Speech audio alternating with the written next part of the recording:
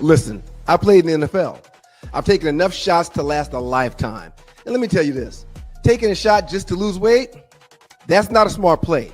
That's why I roll with Brain IQ, the all-natural weight chews, cut cravings, boost metabolism, and sharpen focus. No needles, no chemicals, no crash. Just results you can chew on.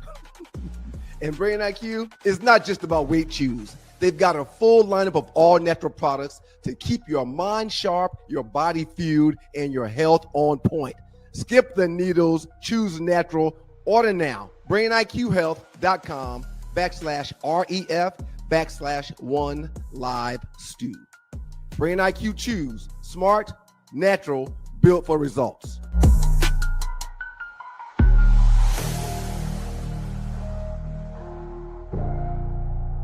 It's Friday, and I'm ready to flame. Pick up my girls and hit the party's lane tonight. Oh, it's alright.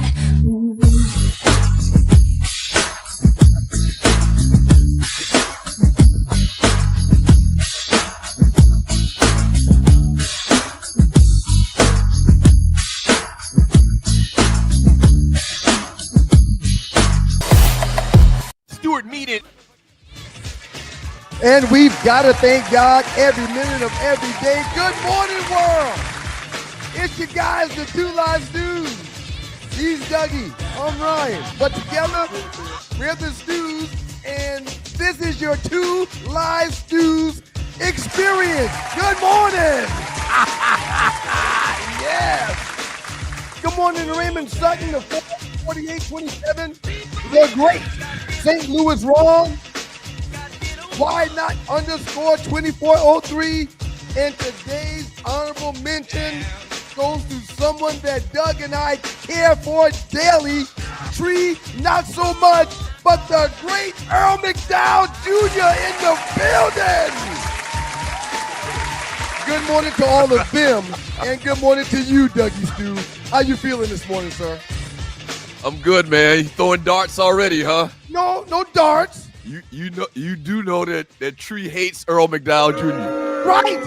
Right. And listen, tell the truth in I tell the truth on this show.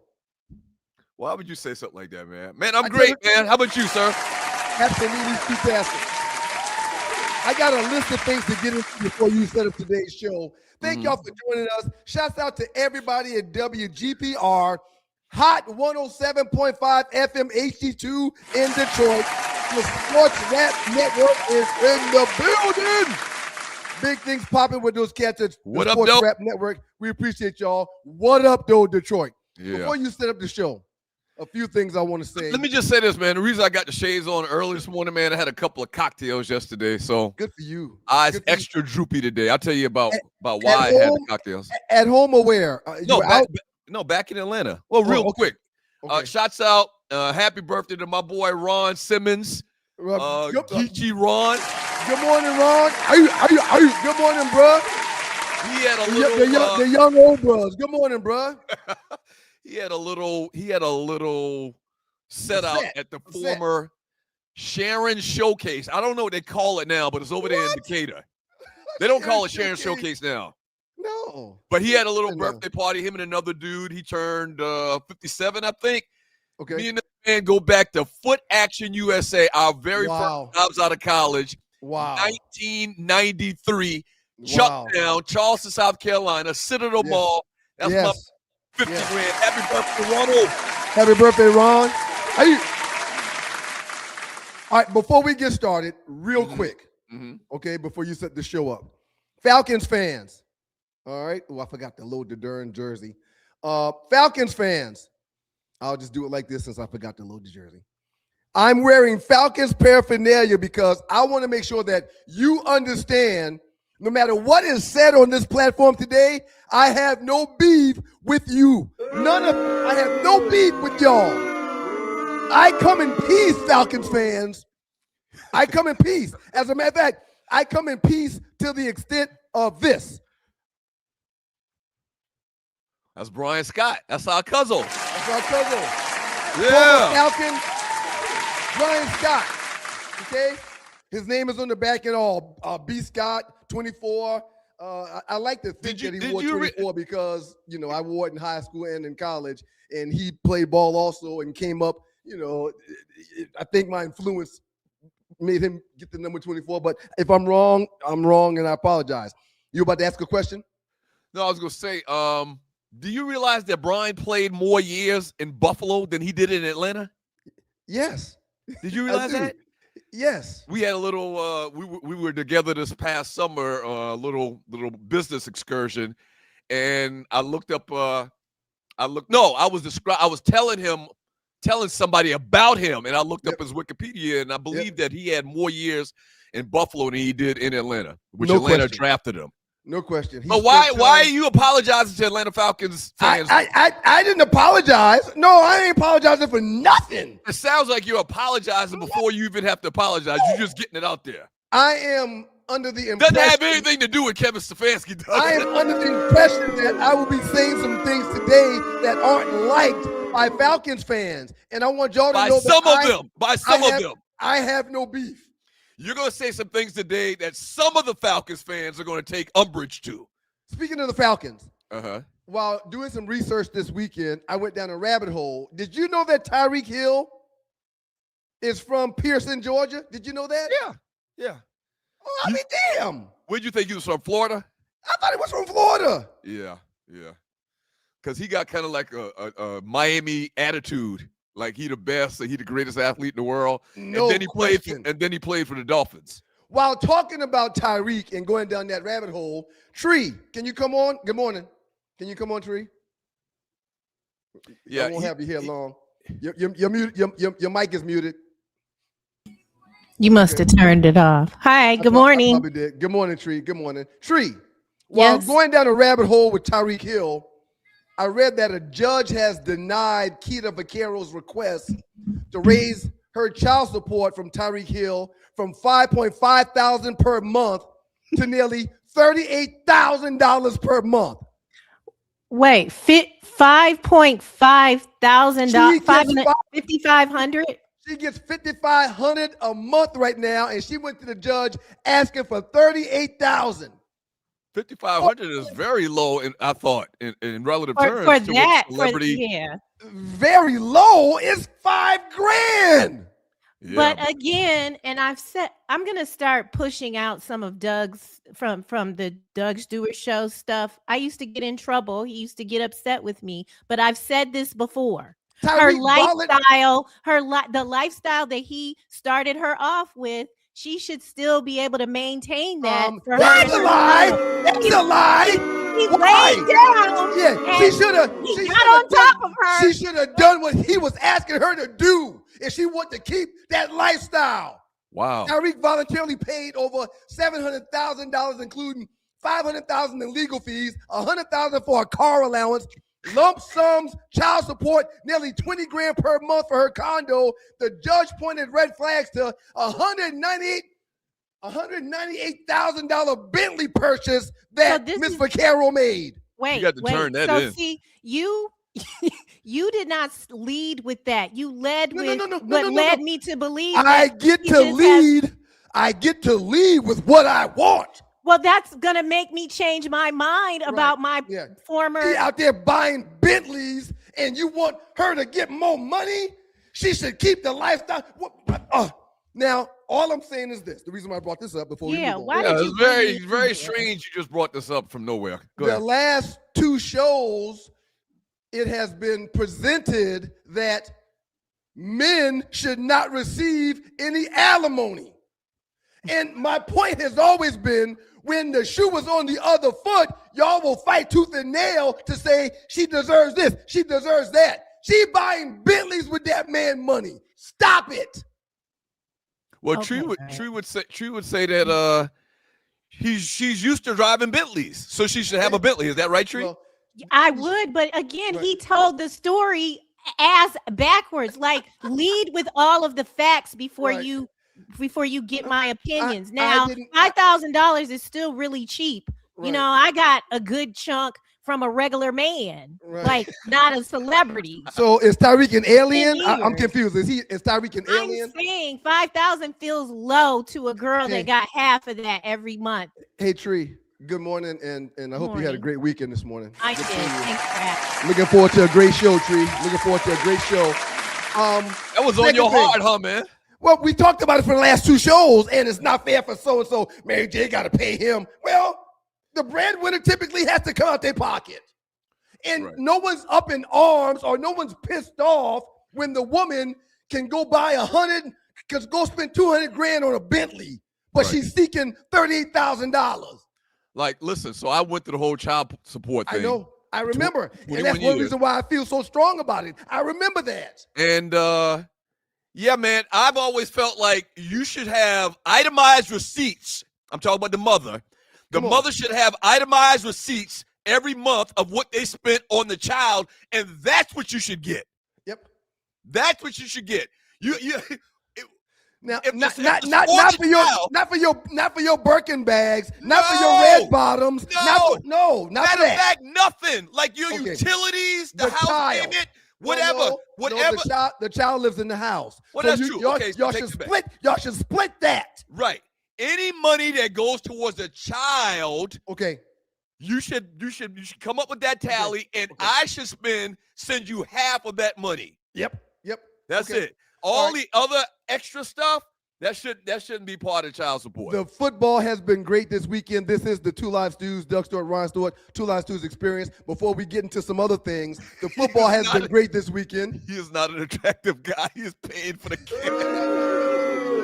I don't want to get into all of that. That's not a him decision either. That's a her decision to lay down with him. He do look like a little gremlin, though, kind of, sort of. He does have gremlin qualities about himself. Right. Bless his heart. Bless his heart. Okay. Sir, I have PTSD when it comes to football. Mm-hmm. It just dawned on me, and I hadn't played since 2000. Right, it just dawned on me that while I'm watching games, every time someone fumbles, I go, ball! Please tell me you're not doing that in your house, man. Yes. Huh? This past Saturday, I watched the football games in the room.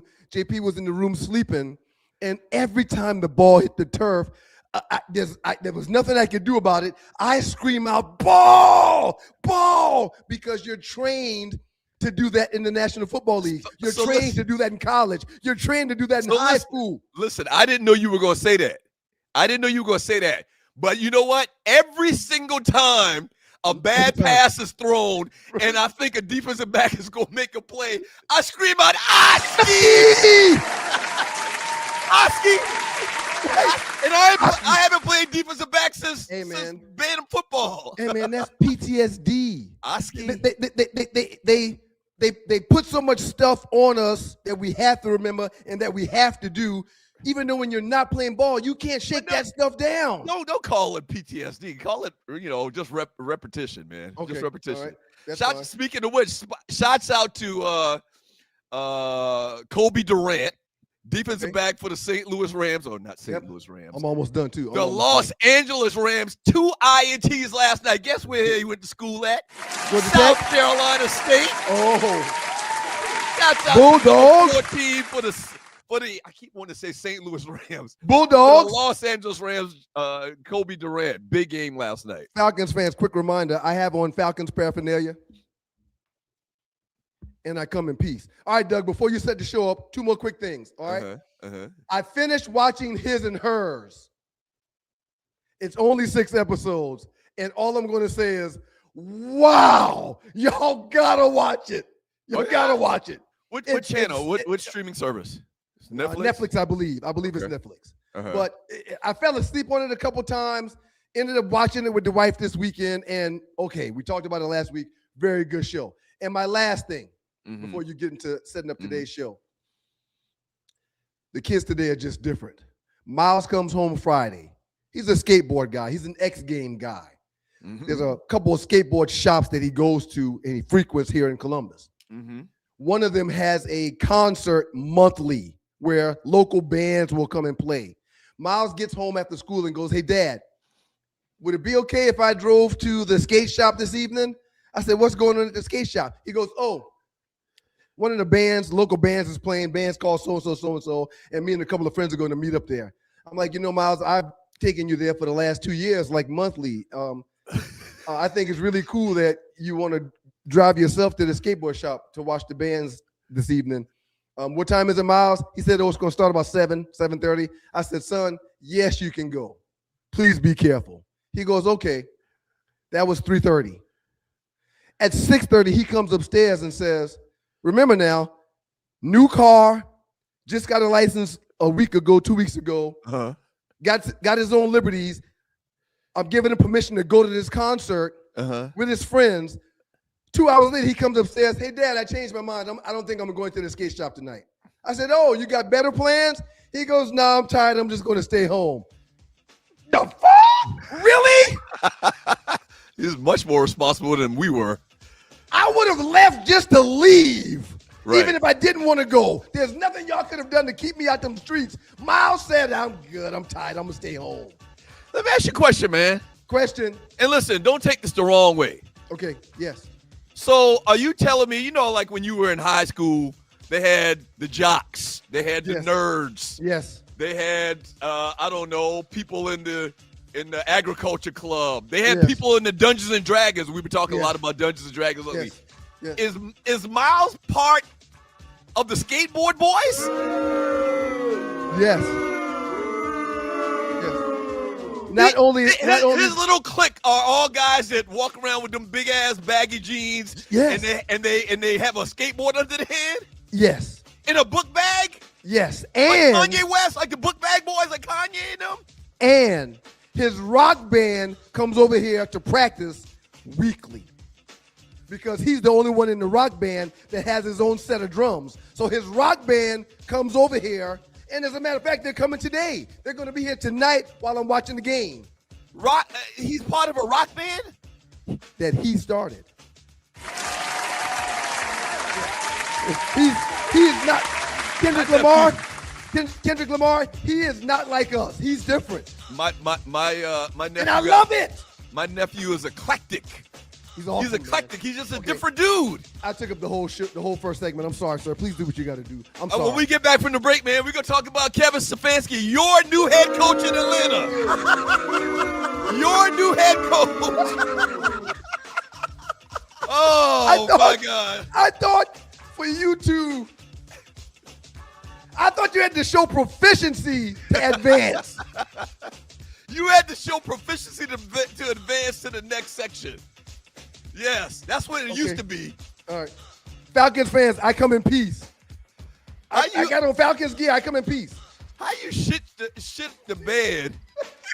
You shit up your job. So analogy, your bed and your job. You shit up your job, and you get a better job.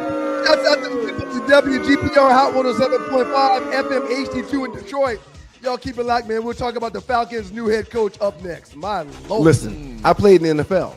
I've taken enough shots to last a lifetime. And let me tell you this. Taking a shot just to lose weight, that's not a smart play. That's why I roll with Brain IQ. The all-natural weight chews cut cravings, boost metabolism, and sharpen focus. No needles, no chemicals, no crash. Just results you can chew on. And Brain IQ is not just about weight chews. They've got a full lineup of all-natural products to keep your mind sharp, your body fueled, and your health on point. Skip the needles, choose natural. Order now. BrainIQHealth.com/REF/1LiveStew. Brain IQ Chews. Smart, natural, built for results.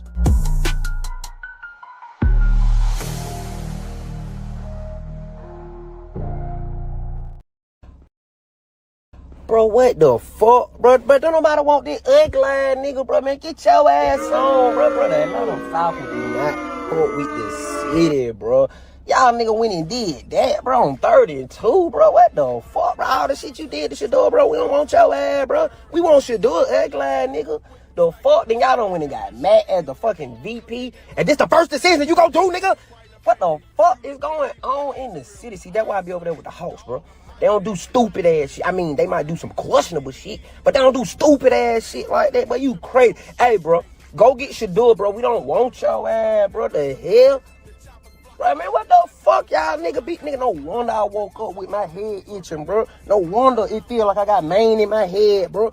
Cause y'all doing stupid ass shit like that, bro. Look at him. He looking like, yep, I'm not gonna do shit down here either. I hate all you black sons of bitches. This some bullshit, bro. For real. Shouts out to the homie DC Young Fly with the fresh take on Stefansky being the new head coach of your Atlanta Falcons. Falcons fans, I have on the gear. I come in peace. We got the Arlie report coming up a little bit later. Entertainment news by Arlie Michelle. Last 48, the biggest memes in the Two Live Stews Facebook chat group.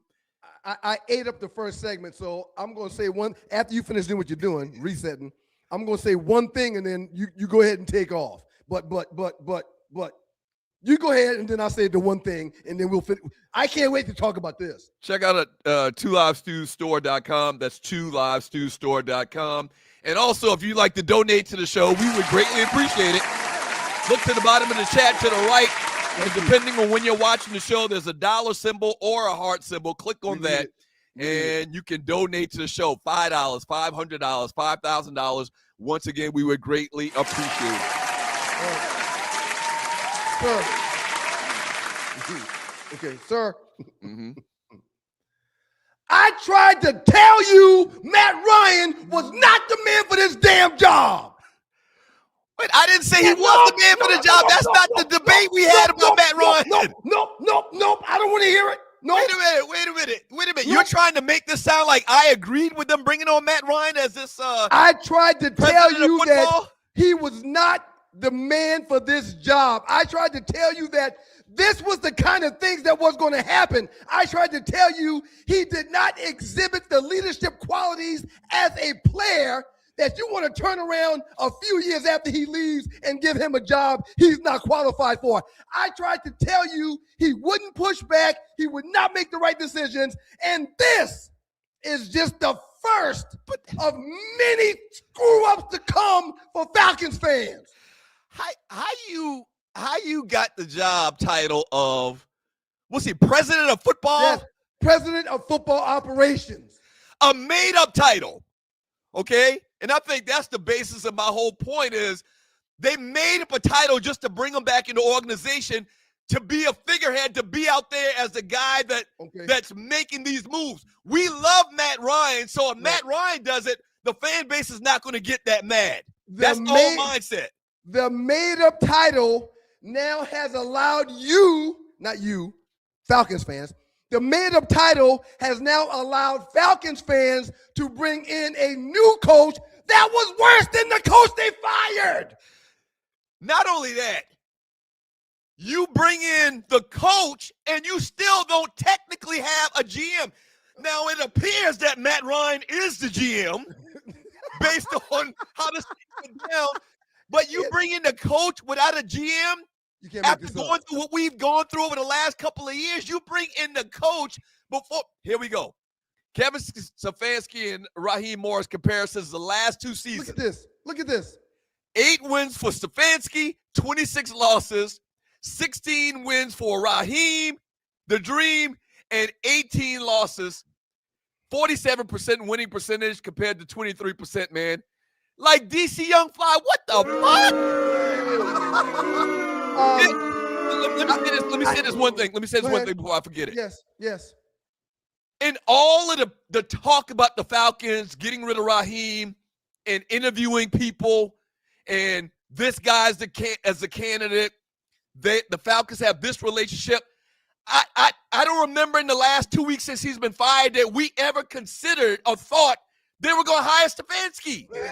No one ever said that name for this team. No one ever said that in the last 2 weeks. Why would they when he sucks?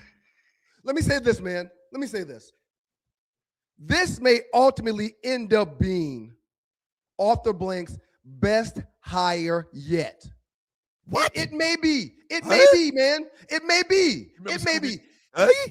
he could turn around. He could turn around and win 10 to 12 games a year and go to the playoffs every year. Yeah, However, he don't deserve the opportunity based upon what he just did at his last job. Right. That's what I was Where gonna they say. do that at? That's what I was going to say. Anything could happen. Absolutely anything could happen. But he shouldn't get the opportunity. No. He shouldn't get this opportunity. That's the point. That's the point, man. And here's the thing. Like DC Young Fly said in a little video, like, we don't F with you like that. This is Atlanta.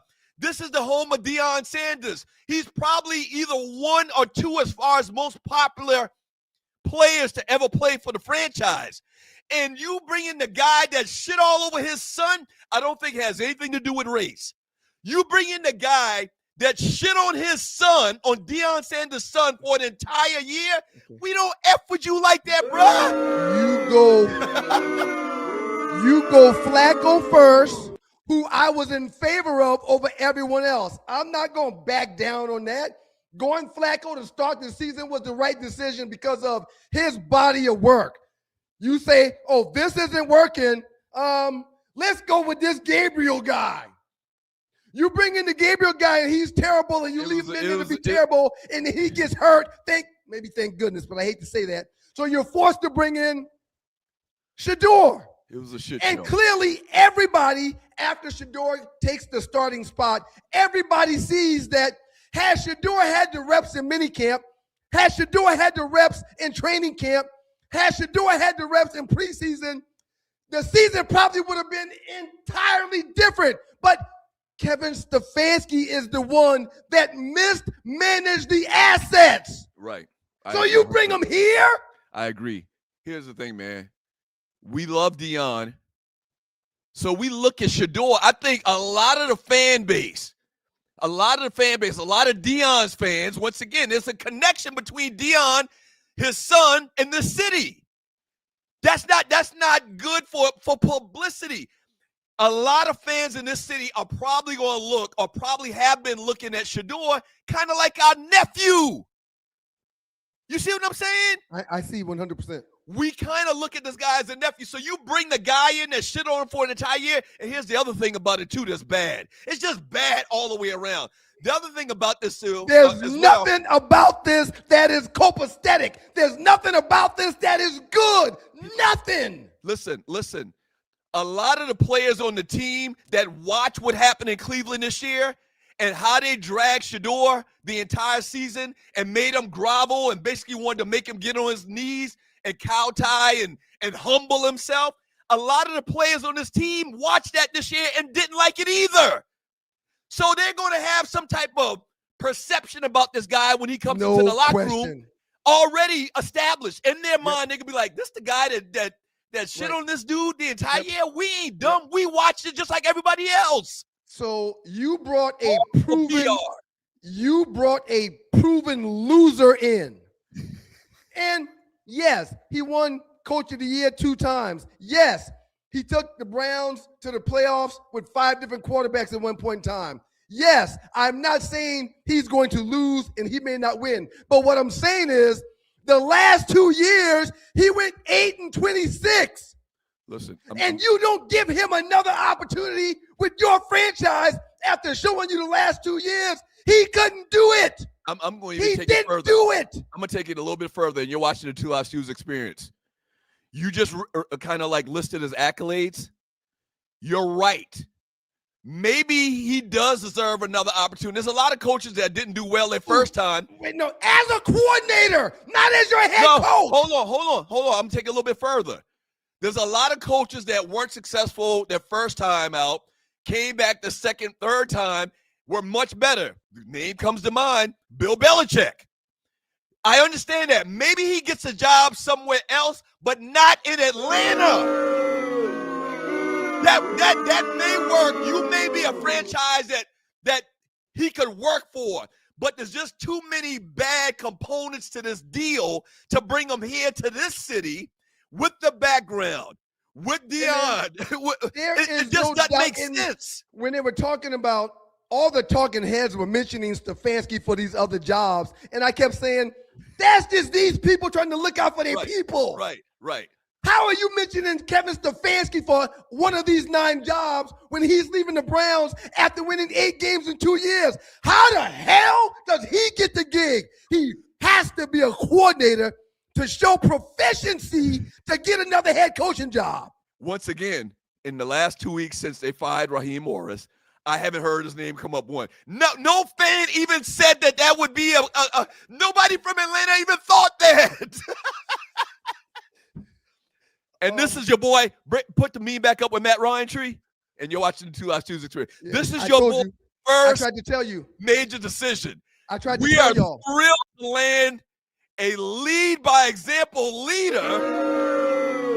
I went crazy last week when they mentioned that job for Matt Ryan. I lost it on this same platform. What are you doing, Arthur Blank? And Kevin Stefansky, who brings a clear vision for his staff, our team, and a closely aligned focus on building this team on fundamentals, toughness, and active collaboration with every area of the football operation. It's important I say this. This is the first thing that you do, Matt.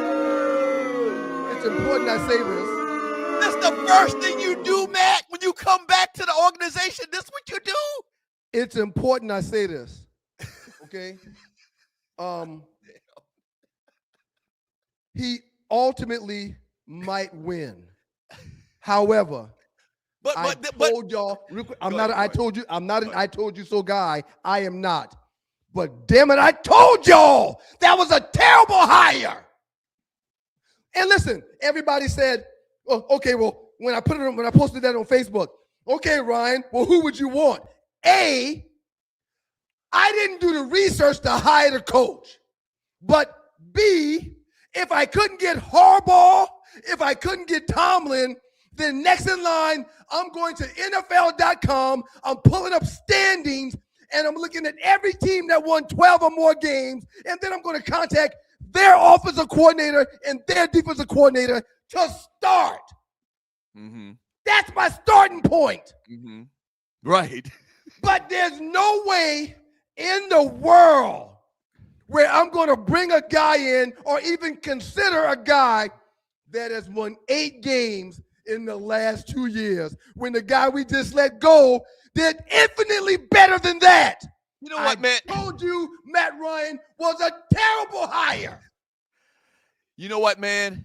And it comes down. He ain't making no decisions. The hell he ain't. Listen. And there's a lot of people that basically alluded to that this was a racial thing. I said it earlier, I think, and I'm going to say it again. That has not come out of my mouth. It can't be anything racial because Kevin Stefansky was happy with and applauded probably half of their roster of black people, black dudes. Yep. So it's not that. But the entire point, I'm going to put a bow on this, and I'm reiterating it one more time because I think it's that important. Last dude's experience. He may turn out to be a great coach, but it shouldn't be in this city. Right. Because of the relationship, because of Dion, but because how he did Dion's son. We're not stupid. This isn't magic. We watch what you did to Shador. And it's too personal. It hits too close to home in this city. Maybe you get a job somewhere else in the other 31 teams in the NFL. But you can't get the head coaching job in Atlanta with what you did this year.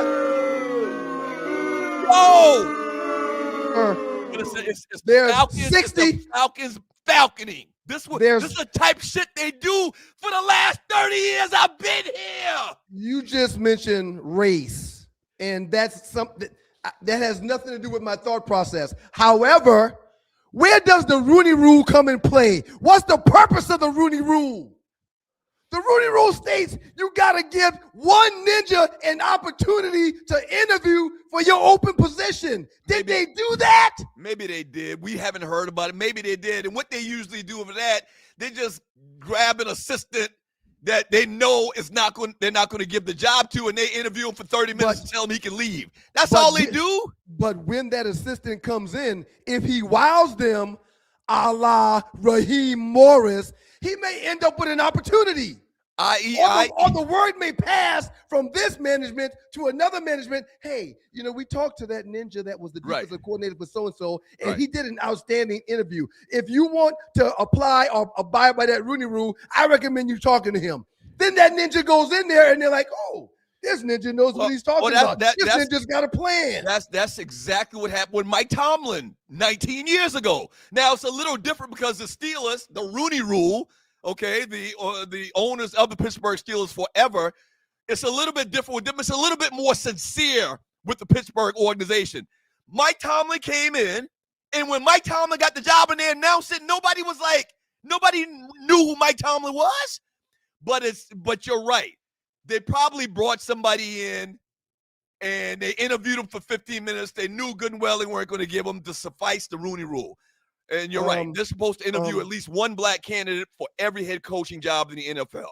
There's 3 coordinators on every team: special teams coordinator, defensive coordinator, offensive coordinator. Find one of those 3 guys on the last 4 to 6 teams to 8 teams that was in the playoffs this year. Don't go get a retread that did not do anything with his last opportunity. From Deanna77, I love Deion. I don't think it's that deep with Shadour's situation for me. I think he didn't handle the situation correctly. Who didn't handle it correctly? Deion? Or what does she mean? She doesn't think he handled the situation correctly. Who was he? Deion openly mentioned several times teams that his son would not play for. Mm-hmm. And I think that set him back. I'm not going to argue. I won't argue with Deanna at all. But guess what? My point still stands. Let some other team hire Stefanski. It's just too much bad karma in that whole situation, tying it into Deion, the greatest player in this organization's history. Deanna said Stefanski. She said Stefanski. To answer your question, she said Stefanski. Okay. There's 62 other coordinators that are offense and defense in this league. Interview one of them. Do your due diligence with them. Again, I'm not an I told you so kind of guy, but last week I lost my lid when they gave Matt Ryan that position. I lost it. You did. I lost it, and I told you it wouldn't work. He won't push back. He won't fight the system. And he had to show me the leadership skills that you want in that position. And what does he do with his first opportunity? Let this shiggity happen. Well, that's Stefanski. That's the point I made to you when we were talking about this at first. Your point was wrong. My point was he's not the GM. Right. But evidently he is the GM. Because they don't have a GM. Hold on. When they bring in a GM, is the GM really going to be the GM? Or is he just a figurehead for Matt Ryan to play as a puppet? Let's dig a little bit deeper. How many good GMs in hiring that are looking for GM jobs, or you may want to talk to, that's going to say, no thanks, y'all hire Stefanski. I'm good. No. It's not that they, it's Matt Ryan hired Stefanski. The way it comes across in the story, Matt Ryan made this decision. That's the way it comes across. My point is, when it's time to hire a real GM to run the team, the real GMs ain't going to want to touch the Falcons because of that hire prior to him. Exactly. No, well, I agree with you, but my point is, I think any guy they bring in for the GM position is going to say, I'm not really the GM, Matt's really the GM. I don't have any power. Matt Ryan has the power. He's clearly the GM, but they gave him another title. What's the point? Why they give him another title? Just call him the GM. There were some amazing games played this past weekend in the NFL. Up next in the doghouse with the Two Line Foods on your Two Line Foods experience. We'll get into these games. I'm sorry, Falcons fans. I come in peace, but I'm telling the truth. Bad move, Matt Ryan. Tell the truth and shame the devil. Don't go away, Two Live Studios. Yeah, Matt Ryan is really the GM. He's acting as the GM. He picked the coach. He picked the coach. Clearly, he picked the coach. He liked this coach. That's what it says. It's mind-blowing. He's a spokesperson for the team, the organization. He's tired of workouts that leave you feeling drained? Do you want to push your limits without compromising your health? Introducing NPE, the ultimate pre-workout powerhouse. NPE is packed with natural plant-based ingredients that fuel your body and mind. We're talking about sustained energy, enhanced focus, and accelerated recovery. All this while giving your immune system a powerful boost. But NPE doesn't stop there. It also stimulates circulation, enhancing blood flow throughout your body. And it doesn't just improve your workout performance, it also boosts fertility and sexual drive in both men and women. Whether you're a seasoned athlete or just starting your fitness journey, NPE is here to help you reach new heights. Don't settle for sluggish workouts. Unleash your inner athlete with NPE. That's natural performance energy. This is not your ordinary pre-workout supplement. Our clients will tell you NPE also stands for natural power, peak performance, every workout. No more auditions today, fellas. Next week. Yo, what's up, man? I said no more auditions, man. Stupid son. Sorry, man. Auditions are over today, all right? You got to come back next week. Maybe we can work something out, all right? Box. Yeah! Good morning, world. It's your boys. The Two Live Stews, that's the rhymes with the makeup of those stews. This is your Two Live Stews experience. Shouts out to the great people of Detroit, Michigan. WGPR, Hot 107.5 FM HD2 in the building. Y'all make sure you download the Sports Rap Network app and see all that we got cooking. All day long today, we got choice cuts from LL Cool J. That's a good one there. That's a good one there. That's a good one there. That's the first time, I believe, that's the first time that anybody ever saw LL Cool J. Like on a national worldwide stage in the movie Crush Groove. So shouts out to him. We got choice cuts once again coming all day long. The Denver Broncos defeated the Buffalo Bills 33-30 in a dramatic overtime AFC divisional round playoff game at Empower Field at Mile High. It was a back and forth game, real sloppy game. And Bills go home, man. Josh Allen, 4 turnovers by his damn self. Yep. 2 interceptions, 2 fumbles, and the fumbles were really bad. Amen. Josh Allen is an amazing talent. Josh Allen is one of the best football players in the National Football League and one of the best specimens we've ever seen at the quarterback position. That being said, if I hear one more talking head on TV talk about how he tries so hard and accidentally makes these mistakes trying to get his team to win, I don't know what I'm going to do. You know, I went to the crib this weekend, and as soon as the game was over, excuses. Our Uncle Donnie absolutely hates the ground that Josh Allen walks on. And as soon as the game was over, my phone rang, and I told you, Doug, are they going to stop this big thing about Josh Allen? He sucked today.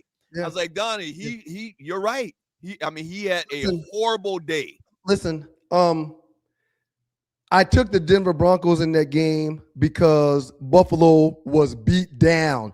Buffalo didn't have all of their receivers. Buffalo was missing a tight end. Buffalo was missing O lineman, D lineman. Buffalo was injured big. Buffalo had to travel to Denver and play in that altitude where every time they came off the field, they ran to a table and put an oxygen tank on their nose so they could try to regulate their breathing. Right. I knew it wouldn't be easy, but Josh Allen gave the ball away 4 times. If that was Lamar, if that was Dakota Prescott, if that was anybody else in the National Football League, the world would be outraged. I'm not hearing the outrage, sir. What's the big offensive tackle that played for the Jets and for the that does the commentating now on the Puppet Factory? Woody, is it Woody something? Yes. It was him and Herm Edwards. Damian Woody. It was him and Herm Edwards yesterday morning on the early Puppet Factory Sports Center. I'm coming back from South Carolina, and like he just falls over himself, man. I guess they got that in the meeting that they need to fall over themselves for Josh Allen. Yep. Now, I'm not saying, I've never said Josh Allen ain't a good player, but they try to diminish Lamar at the benefit of Josh Allen. Every time. Oh, yeah, and it's the same Josh Allen that took Lamar's 3rd MVP away from him last year. Right. And in a year where there's no Lamar, where there's no Mahomes, where there's no Joe Burrow, You do this to Bo Nix and the Denver Broncos. You give the ball away 4 times. It was you, son. Right. It was you. And then after the game, he crying, trying to get these crocodile tears. Man, nobody want to see you crying. You shit us today. You shit up the bed today. I posted that video of him crying behind the podium, and I said, had Lamar been behind the podium crying, we would not accept it like that. Right. Y'all would trash him. Right. Y'all would trash him. The media would trash him. You crying after you had a terrible game. The media talked about how passionate Josh Allen was because of those crocodile tears. You're supposed to cry. You shit up the bed. What do you mean? I'm looking at this guy and he's crying. I'm like, come on, bruh. Seriously? You had 117 yards rushing by Cook. You had 66 yards rushing yourself, Josh, but you had 2 interceptions. You had 2 fumbles, yet you just didn't do things right. And in the foul clutch of circumstance, when it mattered the most, that's when you threw it to the wrong people. Right. In the foul clutch of circumstance, when it mattered the most, that's when you slung the ball on the ground 2 times. Even though the game was close to the end, 30-30, it was a comeback. Like, even though they had all their turnovers, they still were in position to win the game at the very end. Could you imagine what they would have been saying today if they would have come back and won that game? They would have been ready to put the guy in the Hall of Fame. Oh my gosh. Imagine if they came back and won that game, man. I got a crazy stat to share with you. Okay. Because I watch turnovers. And as turnovers start adding up in these games, that's when I'll jump on my guy's site and do a live bet. Sir, I heard a stat over the weekend that said prior to this weekend, in the division round of the playoffs, teams with 3+ turnovers or more was 1 in 85 in games. Yes. You lose a turnover battle, you usually lose. 3 or more turnovers in a divisional round means you lose. Yes. So this past weekend, there were 2 ball games where I made live bets. One was the Denver game. After the 3rd turnover, I went and took a live bet on the money line and put a chunk of money on it because 1 in 85, there's no way he can win. And then last night's game with Chicago. After their 3rd turnover, I went and put a gang of money on the money line for the Rams. You can't come back from 3 to 4 turnovers against the best teams in the league. Right. One quick thing about this, Bo Nix breaks a bone in his ankle. They said on the second to the last play, which is amazing to me. I thought if you broke a bone, you can't walk. He played another couple snaps. Adrenaline. He didn't even have a pronounced limp. Did you notice that? I tore my meniscus in the 3rd quarter of the Arizona game my junior year. I finished the game and had 2 caused fumbles, several tackles. I finished the game. But the minute the game was over and I got in the shower and took a shower and came and sat down in my locker, when I stood back up, I fell on the ground. Right. Wow. Adrenaline is why Bo wasn't limping and hurting after he messed that ankle up in that game. So going to be real tough for them this coming week. But the other game on Saturday, let's quickly mention that. The Seahawks roll, man. Did you watch the entire Seahawks game? Let me ask you that question. I did. Hey, man, nobody's going to beat them. Nobody's going to beat them. They're going to win the Super Bowl this year.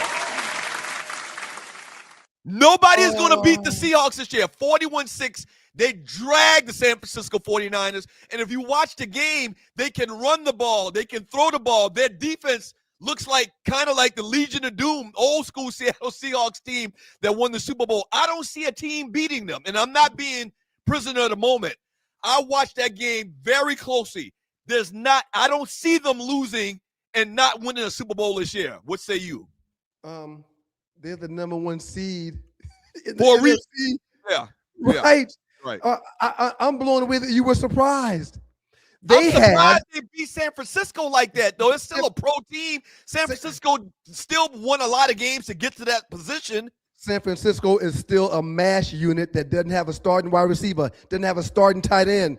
Trent Williams is out there playing injured. They're missing a defensive lineman. They're missing guys in the secondary. But did you think before the game started that they would lose 41-6. It's the biggest wager I've made all year. The line was 7. It's the biggest wager I made all year.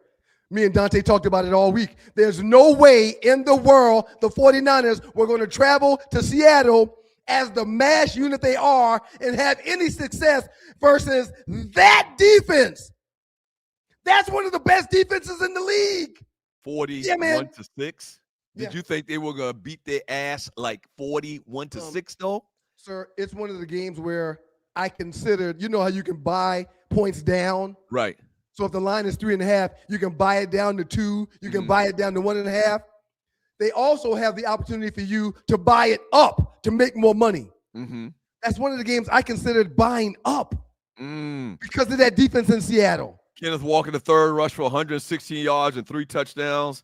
Sam Darnold, at the beginning of the game, they announced that right before the game started, they announced that he had pulled an oblique muscle. Yes.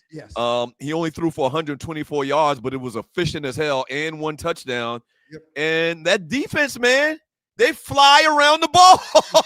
They fly around the ball. You know, our mother, she hates the Seattle Seahawks forever and a day. By the way, our mother knows the mascot for every team in the NFL. While sitting there watching the game this weekend, I started quizzing her, and bottom line is, she always calls the Seattle Seahawks the long necks. I hate them with that long neck damn bird on their helmet. That's what she calls them, the long necks. I hate that long neck team. I love me some her. I overheard her telling somebody, I forgot where we were, but someone asked her how she knows so much about football. And she said, when them boys started playing, I was sitting in them stands by Stu, and I didn't know anything. But I knew they were going to be playing ball, so I just started learning. I just started listening. Oh, our mother's been watching football and learning football since 1977, which was my first year of Pee Wee. So she never missed a game of ours ever in our lives. So she knows a lot about football. But yeah, man, I don't see anybody beating Seattle. I don't see any team beating Seattle. You might as well go ahead and get them the trophy right now. Yeah, more than likely, yes. And I mean, obviously anybody can lose. Anybody can can win. Right. Anybody can win. Say Donald, has a bad game. It's not like he hadn't had bad games. Anything's possible, but man, they look tough. They look really tough, man. And shouts out to my man, Lucky Lamar Campbell. He's an executive on that staff out there in Seattle. There's a couple of bros that's on that staff out there in Seattle. There's a handful of organizations that just get it right when they do it.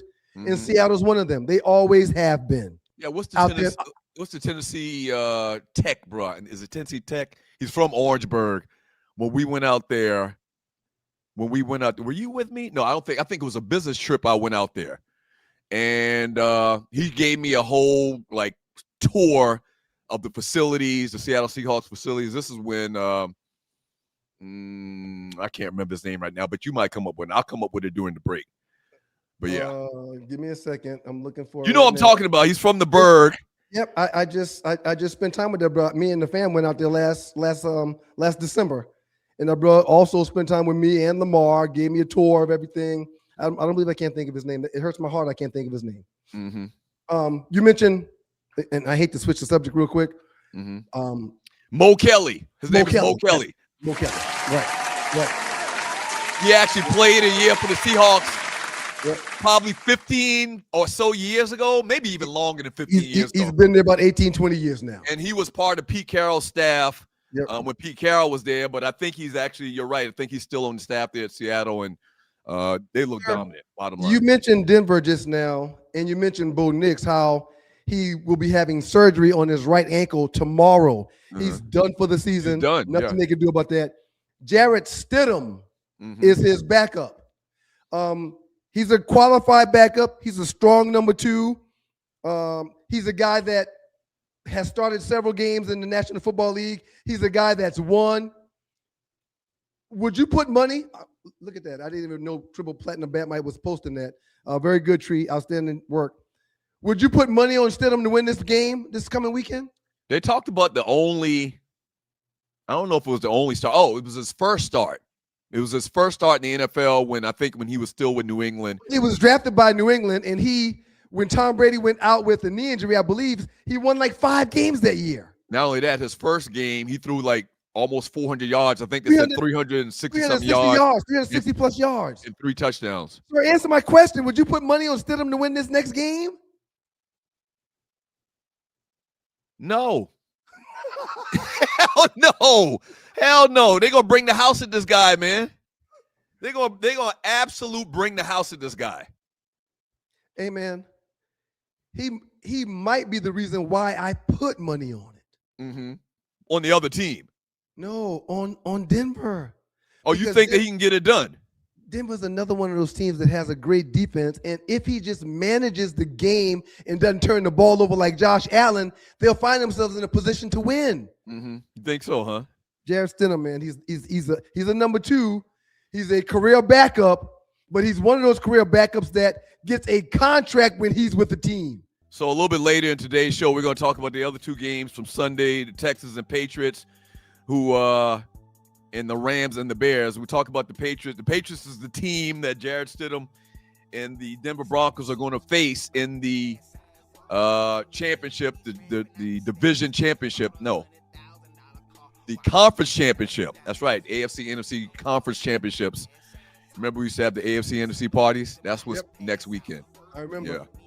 So we'll get into those games, the Sunday games, a little bit later in today's show when we get back from the break. The great Arlewood. Real quick, man. Mm-hmm. And we're going to talk about it when we talk about the New England and Houston game. C.J. Stroud has done the unthinkable when it comes to future earnings in the National Football League. Let me just say that. That's a tease. It's these ninjas pimping backwards, man. They pimping backwards. That was we can save it, but Arlewood is another female that knows football. She was married to a former player. Her son played. She saw that Kevin Stefansky got the Falcons job, and she sent me an article, and the top of the article said, "The fuck?" Hey. That's all it said. That's all it said. The fuck? I'm telling you, man, that was perfect producing tree with the video of DC Young Fly, straight from Atlanta. That's straight how they talk from his part of town where he grew up at. That was a perfect representation of what this city is saying this morning. Yeah. From Y'all the keep natives. it locked, man. From the natives. We'll spend some time with Arlewood up next and get the Arlie report, talk about the cruise, talk about what's going on in the news. And it's your boys, man, the Two Live Stews, Doug Stewart, Ryan Stewart, Two Live Stews Experience. Arlewood up next. Hello there, it's your favorite cruise director, Arlie Michelle, and you want to be on the inaugural Cruise with the Stews, February 6th through 9th. What's up, Stew Nation? We want to see you out on the big water for the big game, and we cannot wait. Have you signed up to go with us on the cruise yet? If you haven't, there is still time. We want to see everybody's face in the place. We're going to be celebrating from Miami to Nassau, Bahamas, and back. You want to be in the place. Can't wait to see ya. Yay! We're so excited. We're going to cruise together. Cruising with you, cruising with you, cruising with you. Come on, y'all. Ah!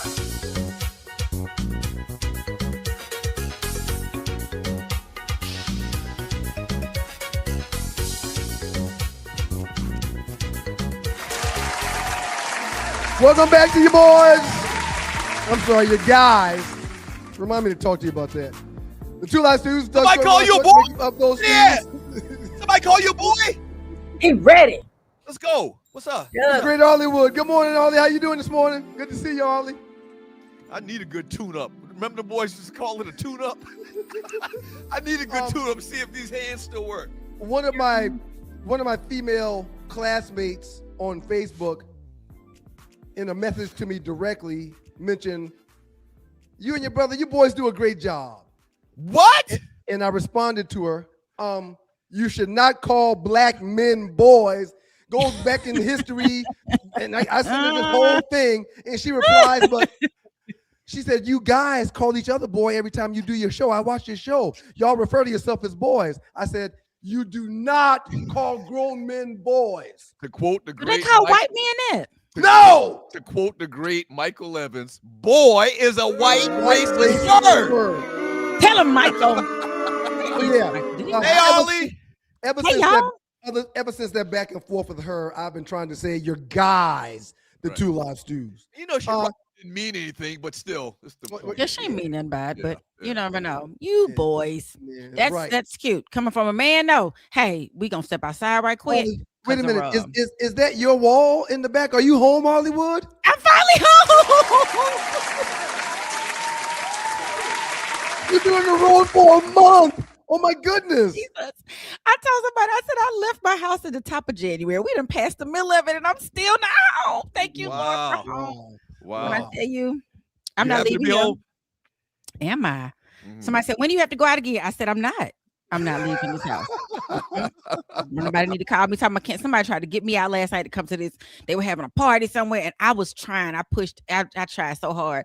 But once I put this plush robe on and laid across my bed, it was over. Arlewood, so just get ready because any minute now, Doug's going to ask you to stick around for the third or the fourth story that we're talking about. Before we get into all of Arlie's entertainment news, give us your thoughts on the Falcons hiring Kevin Stefansky. You're from Atlanta, you know, mostly. Yep, what's your thoughts as a native?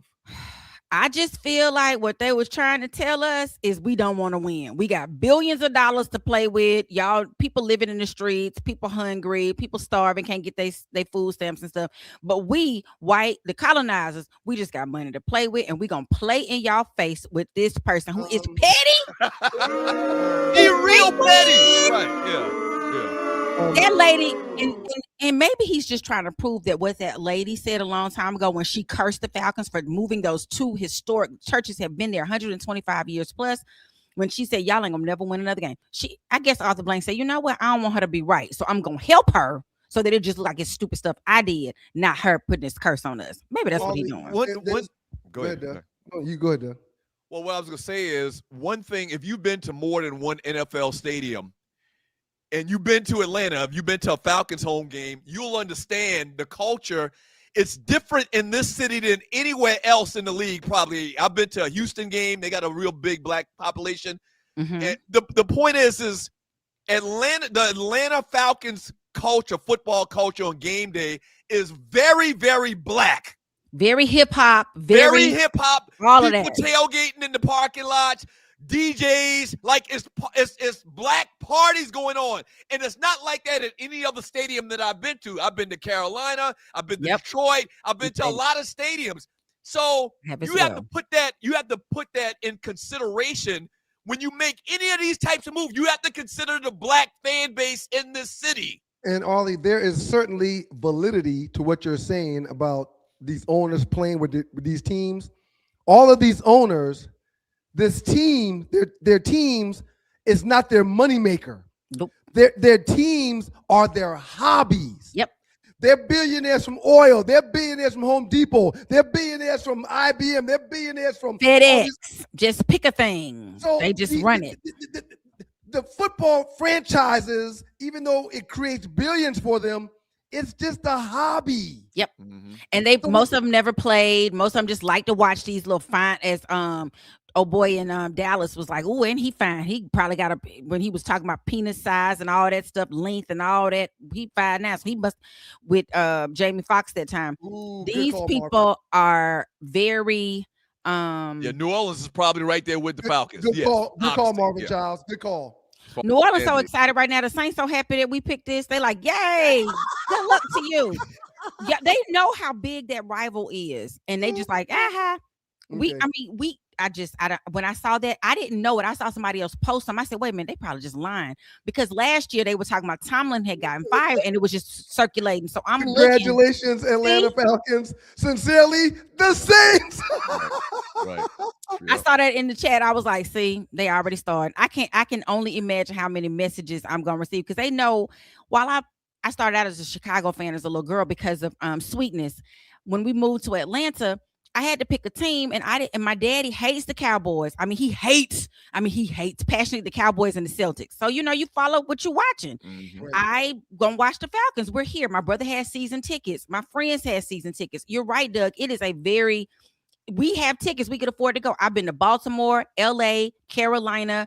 I've been to a bunch of different states, Kansas City stadiums. My ex played for Kansas City. These stadiums are very big. Right. It's not like Atlanta. The game day experience in Atlanta is way different than 98% of the other teams in the league. Y'all make sure y'all please like and subscribe to the show. Ollie, go ahead and jump into the report. I'm boycotting. Just FYI, I don't have no season tickets. I had boycotted way back when they were on Kaepernick. I guess I got to just start the boycott again. I got to pick a new team or something. I don't want to be a fair weather team. On behalf of the Tampa Bay Bucks, thanks, Atlanta. Boo! Yeah. Our whole division is probably doing cartwheels right now. No question. Shoot. So that was y'all talked about, well, I'm gonna go first. I want to just give y'all some cruise updates. The cruise is still happening. Lord, with the crazy going on in the world, we have not heard anything about us not being able to cruise to the beautiful Bahamas, February 6th through the 9th. The two live stews, these lovely gentlemen, not boys, but grown men. My chair rolls and just keeps rolling away from my feet. I can't wait. We're gonna have a funky good time. Hey, We're gonna take you higher. Quick update. I told you guys that I was crushed because Morgan's last daddy-daughter dance was going to take place while I'm on the cruise. Yep. I found a way to circumvent that system. Welcome, Maggie. I told Morgan, thank you, Maggie Productions. We appreciate you. Good morning, Maggie. I told Morgan that we'll miss her school's daddy-daughter dance. But this year will be our first year going to Ryan Cameron's daddy-daughter dance. So we'll still do our daddy-daughter dance. Yes. Very excited about that. I called Ryan. He's like, man, would love to have y'all. Let me know what I can do. I'll spend some time with you guys when you get there. So yes, Morgan will not miss out on this daddy-daughter dance because she gets to go to Atlanta for another one. And that's going to be really exciting. Tell her friends, oh, swing hair. I went to Atlanta for mine. I took my daughters. I got several pictures. Maybe I'll try to dig some up. I took my daughters to the Ryan Cameron daddy-daughter dance maybe 5 years in a row. Maybe 5 years in a row. Oh, yeah. He's Ryan. We appreciate you, man. Okay, Ollie, sorry about that. Oh, no, we're excited about it because we're going to be cruising and Ryan still gets to do both things. So that makes us all happy. That means he can party hard and what is that, Life 360 won't make him so sad. I want to just remind everybody, we will be cruising, leaving from Miami. If you are going with us and you have not checked in, I'm going to hopefully spend some time today while I'm not sleeping to look at everybody's everything and see what people are missing, try to remind our cruisers of what's going on. We're so excited. We're going to the big water. Yeah. Make sure you pack your favorite team. I got my Vic jersey. I'm gonna bring my Vic jersey, but I'm gonna find me a Deion jersey. Probably too expensive now. I'm gonna have to. So wait, we having an NFL theme night? We're gonna have an NFL theme night as we watch the Super Bowl together. Where are you? Where are you? Do you know we're going on a cruise? Do you know we're watching the Super Bowl on the cruise? I'm trying to decide which one of these liquor packages I'm gonna take. I'm gonna call you later today. I'll talk about that. All of them. I'm taking all of them because we don't have to drive. We only have to make it back to your room. That's it. And you don't have to do that. You can sleep on the deck. They're not going to mess with you. Right. That's what I'm talking about. And I put us all pretty much on the same floor so that we could look out for one another because I don't want to see no pineapples on nobody's doors. Well, you can put pineapples on your door if you want to. Now, what does the pineapple thing again mean?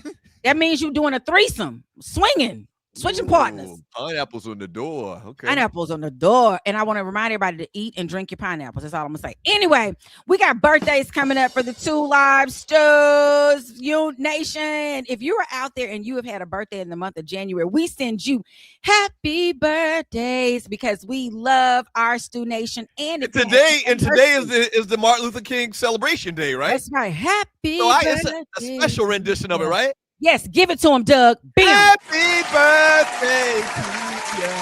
Happy birthday to you. Happy birthday. Yes. I love it.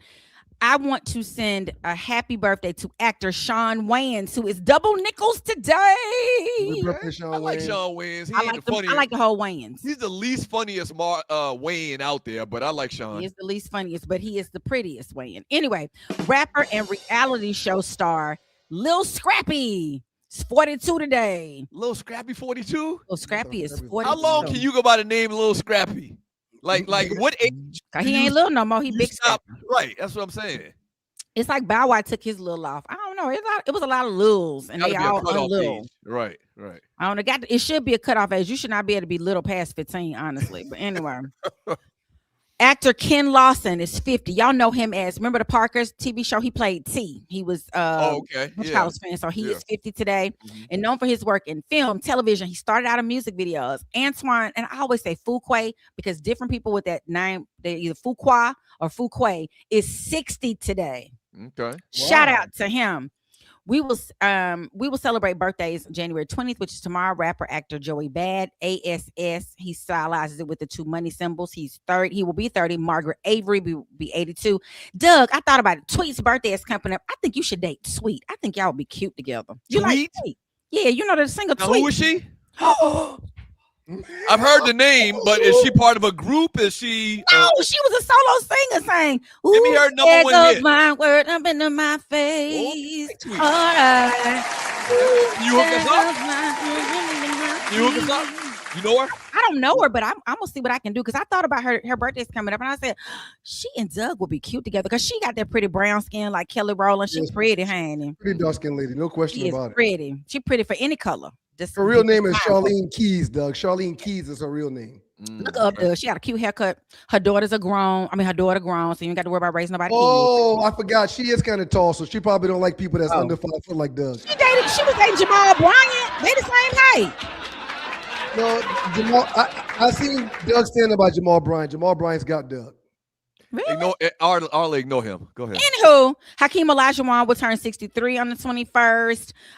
Eric Holder, who used to be our attorney general, we miss you, Jesus, we miss you. Was 75, and Jam Master Jay would have had a birthday. He passed in 2002. I didn't do the math, but I also want to send a baller and a birthday wish to my favorite human, my sunshine, my AJD3. His mentor, Ryan, calls him Manimal because he used to be half man, half animal on that field. Ernest J. Dixon III. Happy birthday, Trey! Happy birthday, nephew! Happy birthday, dude. I'm going to give you a call today, man. Happy birthday, nephew. That many years ago, I won't say, I was in the hospital watching the Atlanta Falcons defeat the Minnesota Vikings on the 17th. My baby came on the 18th, and then they went to that secured their NFC championship on. So 98, was that 98? 99. 99. Okay.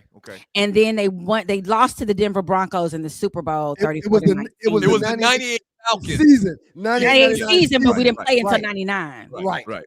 And that was when the Super Bowl was still in January. We've now since moved. I don't know because we added 2 teams. I don't know when we got the 2.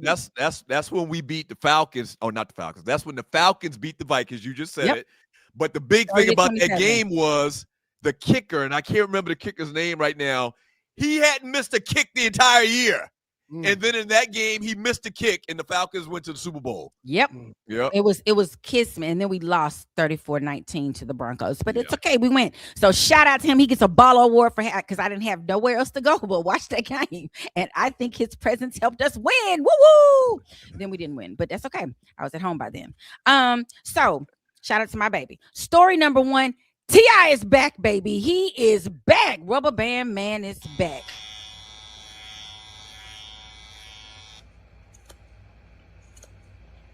Get ready. It's time.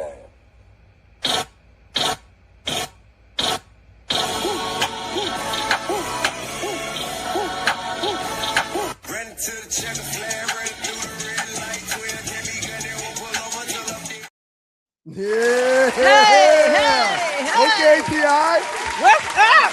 ATL sounds. So did he cut his dreads off? Cut them locks. Okay. Right. He coming back. They say that's the 2003 Rubber Band Man is back. The fans, the internet is ablaze. Everybody is excited. So, was this his stand-up that bad that he had to come back to rap? Was it that bad? I hadn't heard anybody talking about it, sir. You know, Damn, I didn't watch stand up brought him out of retirement. God damn. I think it was all a calculated setup. We're gonna talk about him on the internet. On so you think it was a big promotion? I think it was all a big promotion. T.I. is the man. I don't care what nobody says. Every time he gets ignorant, I benefit. So I hope he gets. I was outside a club one night. and he was going off on the bouncers because they were like, he was saying he needed to get in, and they were like, he said, they were like, how many you have? He said, I got 80 niggas. When he going in, while he was going off, I was just tiptoe sliding in the door, so we all got into opera. Thank you, T.I., for always being ignorant and hooking us up. You didn't even know it, but he teased this on the internet. Everybody is excited. I've always liked T.I.'s music. I went to see him at the symphony orchestra when the orchestra played behind him. That was so lit. That Michael Vick video. What video? It was a Rubber Band Man. Yeah, Rubber Band Man. Wild as a Taliban, 9 in my right. Oh yeah. Anyway, so I'm gonna be ready to see what he releases. He always got something. One of my favorites. So many. Bring him out. I was like, if that would have been out when I crossed, oh my God, I would have turned that whole. It would have been a mess because I was a stepmaster. Just FYI. I know you were. I had them rolling. But anyway, so shout out to T.I. I wanted to ask y'all this though. Do you think rapping is a young man's game, or like other genres, do we just kind of? What y'all think? I mean, it's definitely a young man game, but I hate that. I don't understand why you got to quit your art when you get a certain age. I never understood that. And only hip hop is like that. Every other genre, the oldie but goldies, they have in their 60s and 70s, they're still performing the sold out venues. But hip hop, you get past 35, they say you old. Ain't nobody gonna buy no tickets to see you. I listened to Nas's last album. I listened to Jay's last album. I listened to LL's last album. I listened to all of it. It doesn't die for me. If you got skills, you got skills. It is what it is.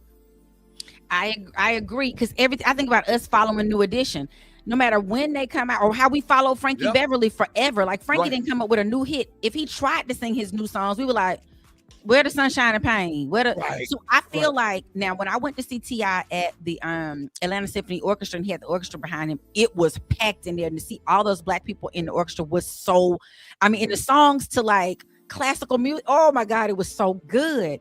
So I feel like, but I think it's what they rap about is what the problem. You know, you rap about what's happening in the world. Well, you rich now. We don't want to hear about your $1 million and all this stuff, you know? Yeah. So it's going to be interesting to see what he comes back with. But I love you can have whatever you like. Thank you, T.I. Where is the man that comes with that package?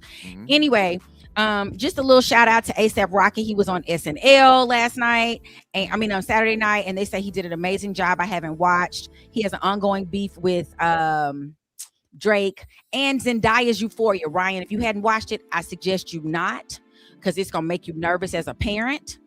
Doug, you might like that show.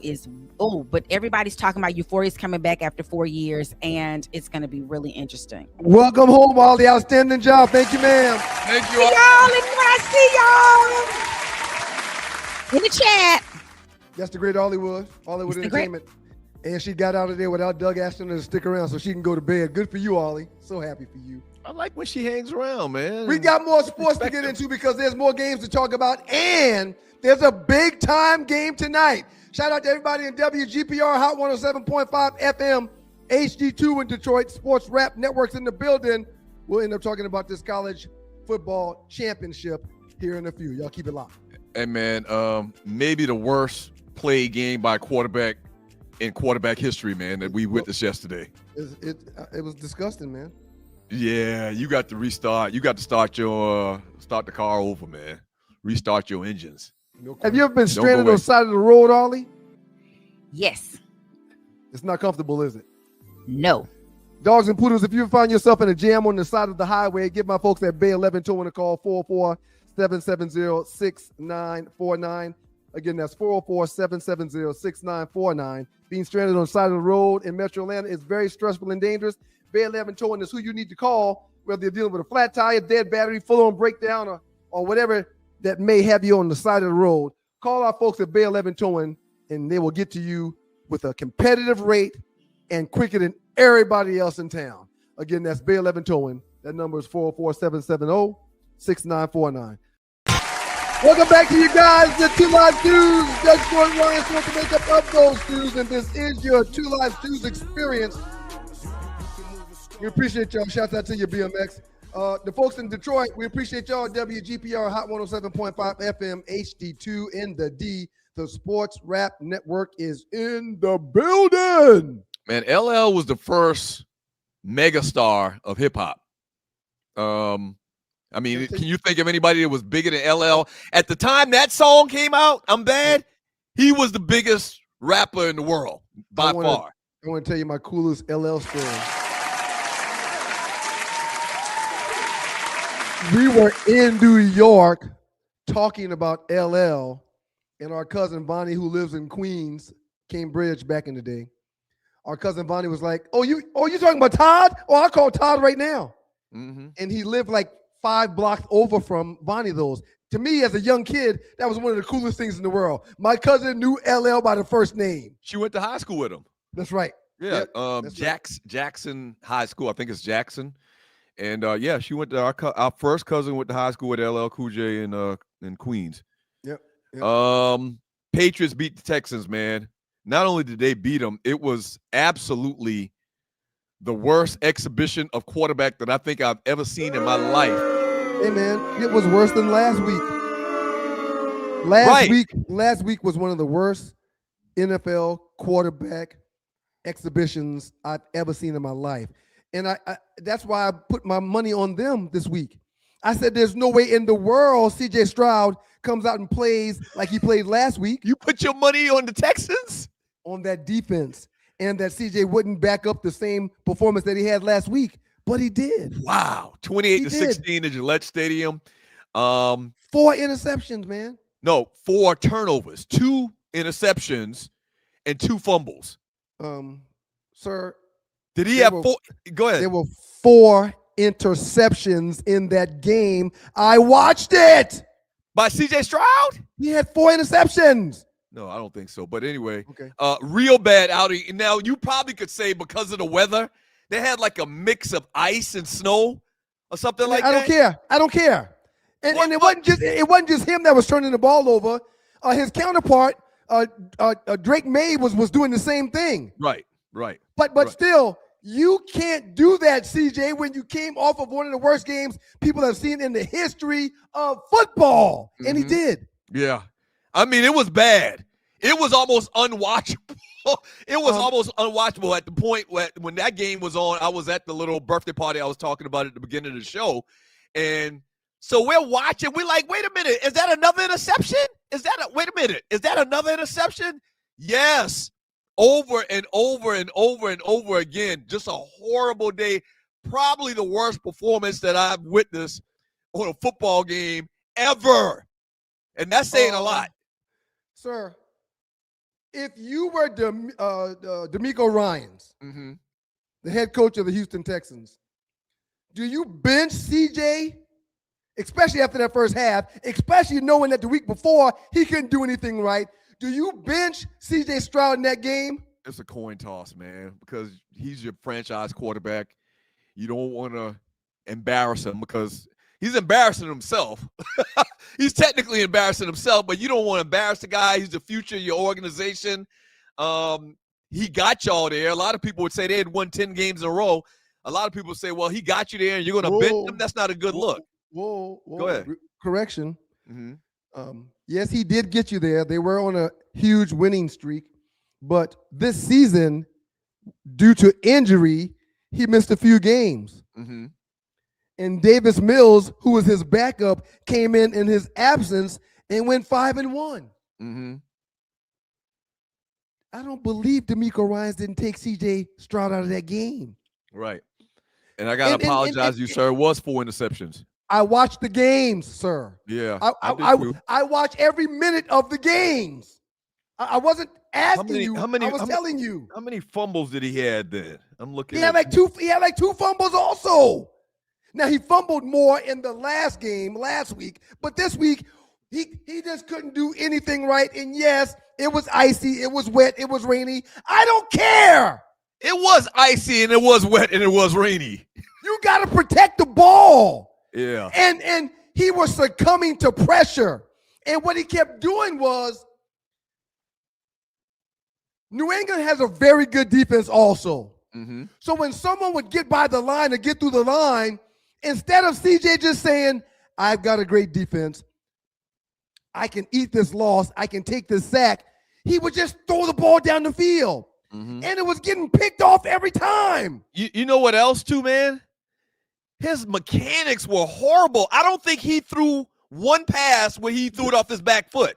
Very good He point. was always drifting the entire time and drifting and throwing the ball and lofting it up. He's got a very strange, and I don't want to be too critical because he has had a bad game. He really hadn't played as great as he did his first season. Shouts out to my classmate, Cuzzo, one of my best friends down in Moco, John Dingle. One interception was not his fault. It hit the receiver's hand. It should have been caught, but the stat still goes to him. Yeah. The pass was a little high, John, but it did go through that guy's hands because it was a little high. It still goes to him.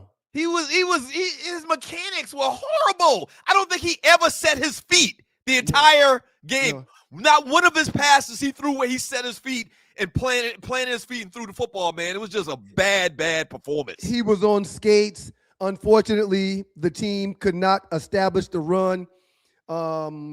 Marks had 14 carries for 17 yards. Nick Chubb had 4 carries for 14 yards. Sir, you know what would have changed the game for C.J. Stroud? Dropping back, identifying the blitz and where it's coming from, and running the other way. And I know it's happening fast. I know it's wet out there and a little slippery, but every time there's a blitz, more times than not, they're in a man-to-man coverage in the back. So if they're in a man-to-man coverage in the back, Doug, please excuse me for a second. My wife is about to leave. Hey, JP. Doug said, hey, JP. Hello, Douglas. I just realized something, man. Your wife is the only person I think still in the world that calls me my whole name. Hello, Douglas. That's exactly what she said. Every single time. Nobody else calls me Douglas. My mother don't even call me Douglas. I think she's What? What, Tree? Never mind. I think Tree calls you Douglas also. Oh shit! And I think I also think people calling you Douglas instead of Dougie is because of frustration. And Tree clearly can be frustrated. And I talk so bad about you around this house, JP's probably frustrated too. So she calls you Douglas also. I was gonna say Tree's doing it trying to be funny. I don't think JP is very serious when she calls me Douglas. Yeah, she's very serious. JP is very sophisticated. She's not gonna call me the nickname Dougie. I'm disappointed in CJ Stroud. He has regressed every season since his rookie year. His rookie year, he was a damn Pro Bowler, I think. But he's regressed bad, and he got to get back to basics, man. He's got talent. He's got talent. He was missing his starting tight end. He was missing his number one receiver. He was missing, I believe, his left tackle also. So his line's beat up. But, sir, when you're a prototypical size player at the position like he is, use your intangibles. And that's your legs at the quarterback position. Right. And he just didn't do that. Right. And he's lost so much money that he will never, ever understand how much money he's lost. Are you talking about for his next contract? Yes. Yeah. He lost a lot of money yesterday. But once again, I think a lot of teams are going to say, and fans are going to say it was horrible weather conditions. It was. Yeah, it was horrible for Drake May too, man. But you just got to tuck the ball and run. You're right. You got to tuck the ball and run. Identify where the blitz is coming from. Notice that the DBs and the linebackers' backs are facing you, which means they're trailing someone man-to-man that they're covering one-on-one, and run. Right. You do that 5 times back-to-back, they're going to switch that thing to a zone. Now you can wake up and sling that rock because he's got a very strong arm. I'm disappointed in C.J. Stroud and how he handled the game. He didn't trust and depend on his defense. He didn't eat the sacks that he should have eaten instead of throwing away the ball to someone else all day long. I thought the Texans had a chance of winning that game too, man. No question. I did. And look, man, they were still in the game as of the last half of the fourth quarter, even though he didn't do anything right. Their defense kept getting the ball. Right. Drake May threw for 3 touchdowns, including the 32-yard TD. So So the Texans advance or the Patriots advance. And in the NFC on yesterday, the other game was the Rams versus the Bears. What a great game last night. 20-17. What a great freaking game last night. Sir, I want you to apologize to Caleb Williams. What are you talking about? You gave that boy a hard time for painting his nails. He can paint his nails. He can put on lipstick. I don't give a damn. That boy's a quarterback. Just because he is playing good football doesn't mean that I can't give an opinion about him painting his fingernails. He can play. Now, once again, I will say yesterday, and maybe it was because it was so cold, he floated a lot of balls, man. His release point, man, he was overthrowing a lot of people, man. It was 19 degrees on yesterday. And even though it was 19 degrees, it felt like 5 degrees. I kept checking the temperature during that ball game. Now, Caleb played exceptionally well. He did have 3 interceptions. One of them was not his fault because Moore, his receiver, quit on the drag route. He just quit in a game that they were still in. Okay? But they did not lose because of Caleb's 3 turnovers. So a lot of controversy going on in the South Carolina State chat rooms. Kobe Durant, number 14 for the Los Angeles Rams. I gave him a ball award already. 2 interceptions yesterday. Before the game, when the game started and they're going through the players are announcing it, which school they went to or whatever. He didn't say South Carolina State. He said like the street he grew up on in Lamar. He's from Lamar, Edison.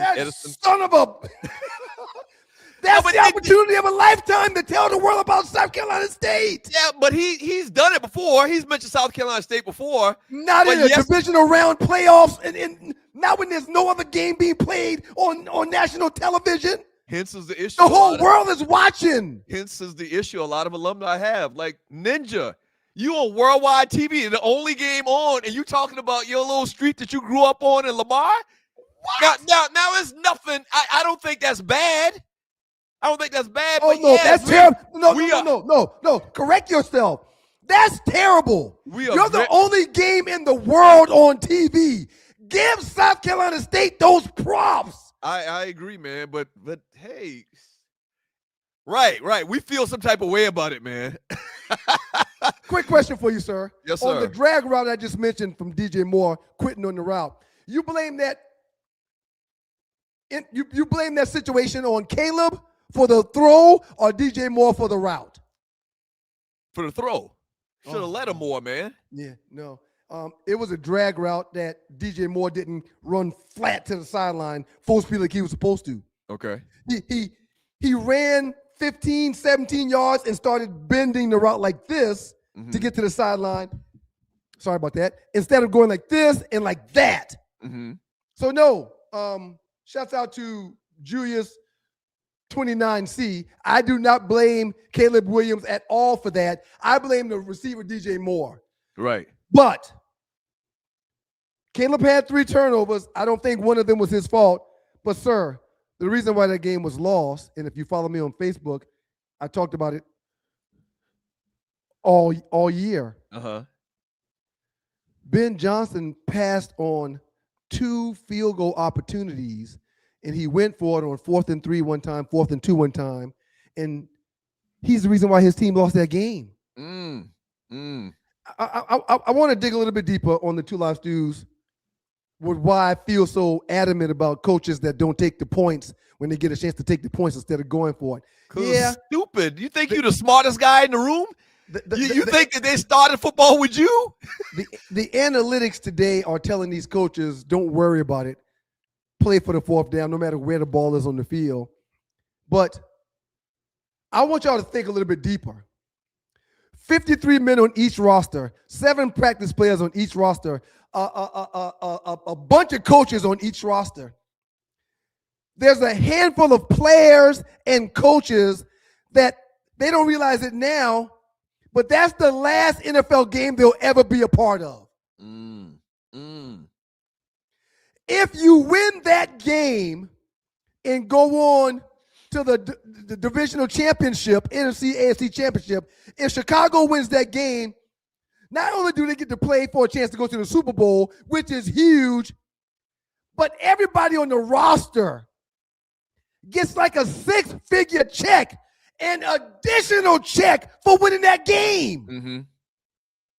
So when you lose that game, if you take those 2 field goals, you get 6 more points, which ultimately allows you to win the game and play for a Super Bowl. If you win that game, you're making more money.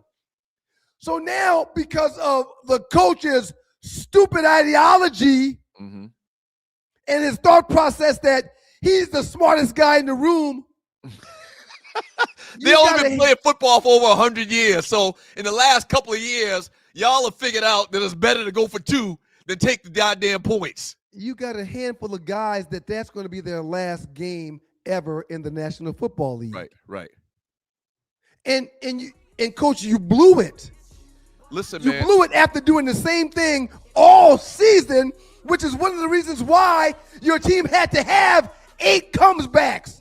Last night was the 9th comeback for Chicago in regulation to get a shot at winning the game because their coach passes up on points. You need points to win. The touchdown that Caleb threw to Loveland at the end, it was like a Hail Mary, but it wasn't a Hail Mary. Dude was wide open. I'm still trying to figure out how he got that wide open. Well, and Durant was actually the guy covering him.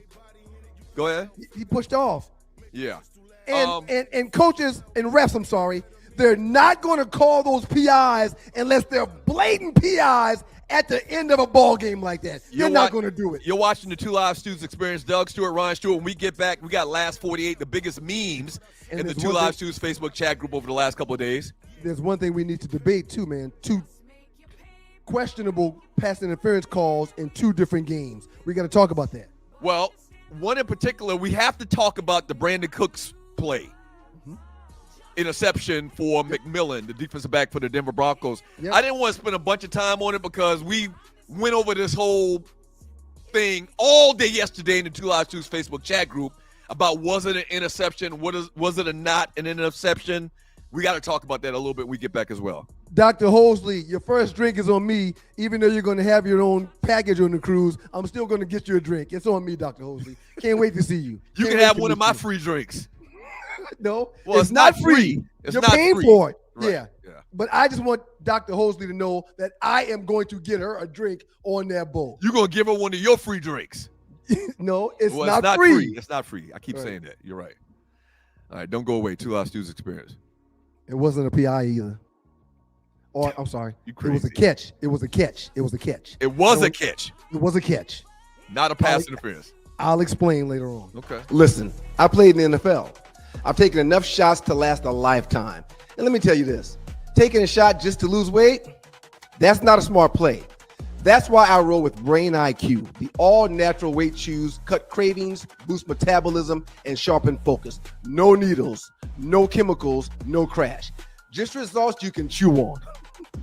And Brain IQ is not just about weight chews. They've got a full lineup of all-natural products to keep your mind sharp, your body fueled, and your health on point. Skip the needles, choose natural. Order now. BrainIQHealth.com/REF/1LiveStew. Brain IQ Chews. Smart, natural, built for results.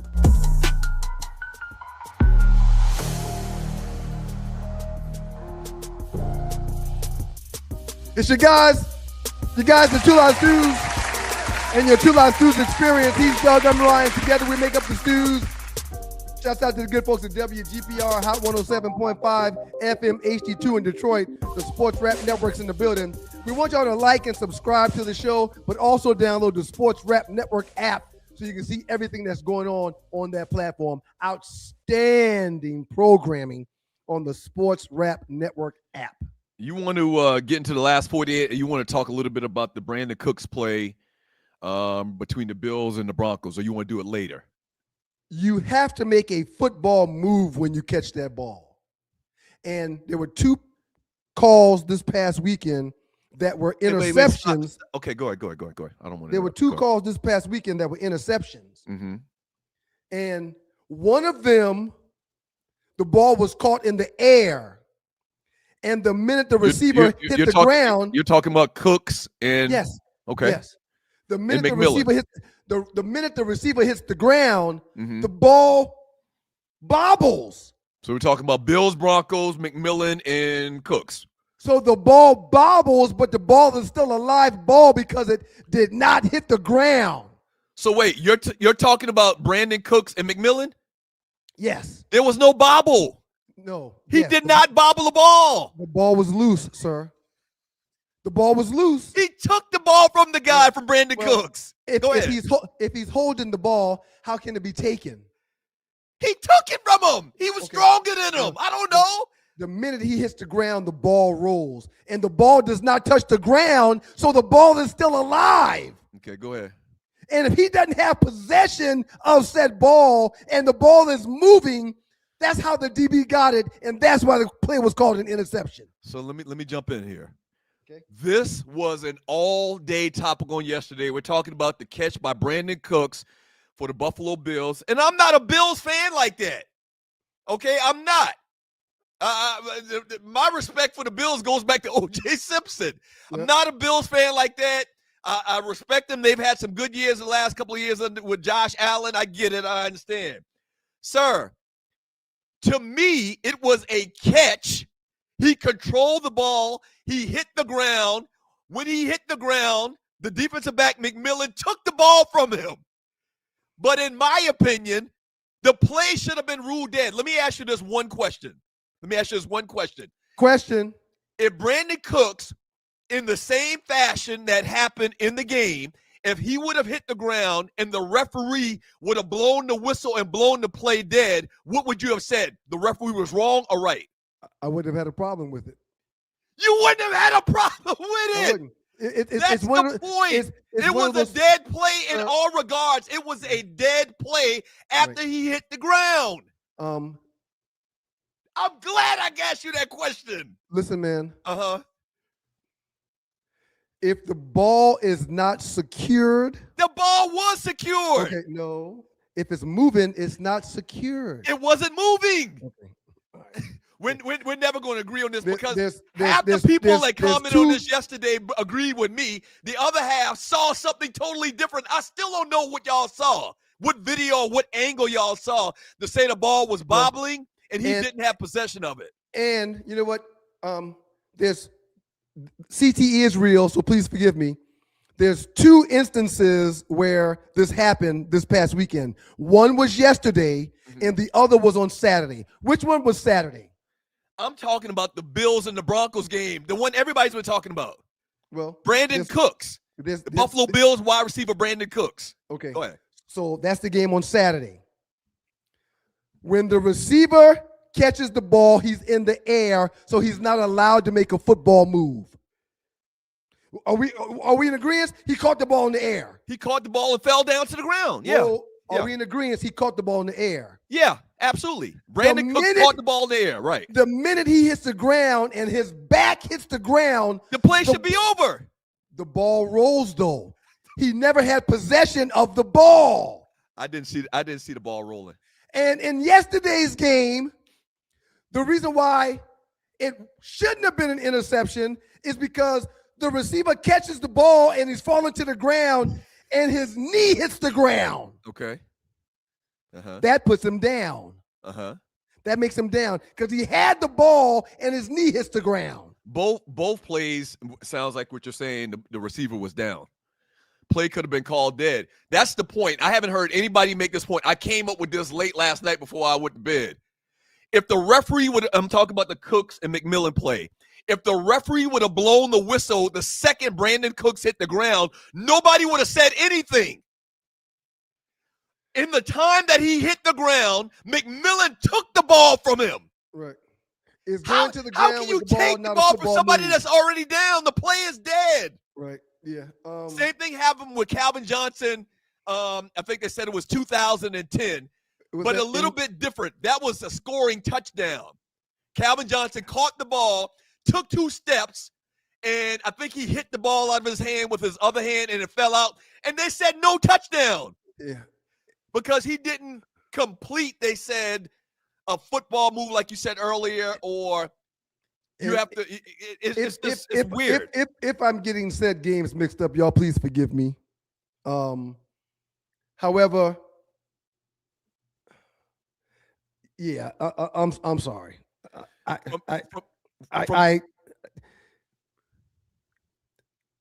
The biggest thing that caused me to have a problem with it was they weren't reviewed. That's right. That's another part of it. So I get this. I get the ref making the call that he sees on the field, but in games of this magnitude, I don't see why you don't review the play. That's right. all. So people may not have understood that this was in overtime. Right. The review plays. The coaches don't have a review flag in overtime. The referees are supposed to review the play if they feel like it needs to be reviewed. They didn't even review it. There's no explanation for that point in the game, how big the play was. There was no reason for them not to review the call. They didn't do it. NFL rule, I'm not sure where he's getting this rule, but shouts out to you, Raymond A. Sutton the fourth, 48-27. NFL rule, when catching and going to the ground, you pretty much have to get up with the ball to complete the catch. But the inconsistencies with that is you said pretty much. I only deal with definites and facts. I saw Shannon. Tyron Houston, shouts out to you. If had possession, the defender never would have taken the ball, which is what I told you a second ago. How did the defender end up with the ball if he had possession? He didn't have possession. Wait a minute. So you think that so you're saying that a stronger, bigger person can't take the ball from a smaller, weaker person?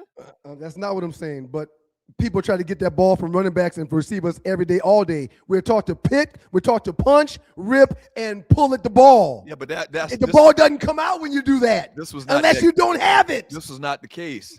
And not only that, Cooks was hurt on the play. I don't know if I don't know if he got the wind knocked out of him or whatever, but he kind of sprawled around on the ground. That's what somebody said as well. Oh, but Cooks didn't jump up and fight and argue that he had caught the ball. The dude was laying on the ground, squirming around like he had been hurt. A knee hit in both catches. That's not true, Ty. A knee hit in last night's game. But in Saturday night's game, he landed on his back. I can't remember. And the ball rolled. But no, it was a back.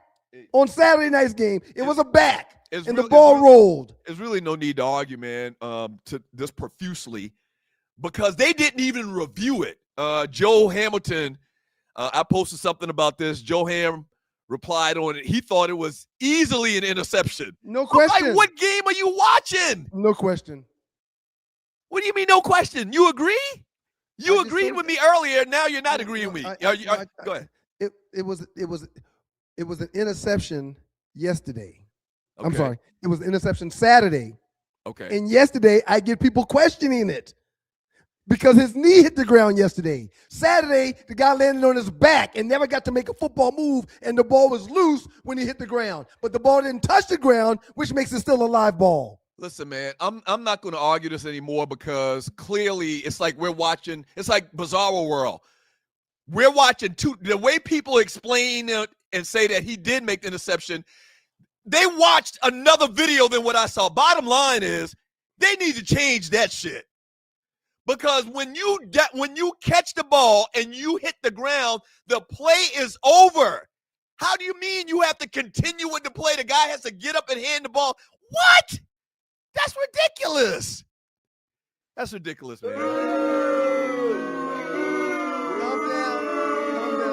Calm down, please. Calm down. That's ridiculous, man. They're gonna have to, and they had the same conversation. It was slightly in different circumstances with the Calvin Johnson thing. Okay. But both of them are stupid. The play is over when you hit the ground. You're down. And hold on. Even that, the defensive backs, you couldn't say that he didn't touch Brandon Cooks. You know, a lot of times they'll say, well, nobody touched him, so he wasn't down. He was touched. East Point. Good job. Good comment East Point made me. Good comment. Let me say this real quick and we can move on. Are you insinuating that the league wanted Josh Allen to lose? No. Think about that. No. Okay. What I'm saying it's a dumb rule to say that the guy has to get up and hand the ball to the referee. Right. Yeah. If anything, based upon what we know, they want Josh Allen to win. They want Josh Allen to advance. If that's a catch and they don't rule an interception, that ball's on the 20-something yard line, Josh Allen kicks the field goal, and they win. But listen, man, I should be an attorney. I asked you earlier. Right. I gave you a scenario, and you agreed. I got my games mixed up.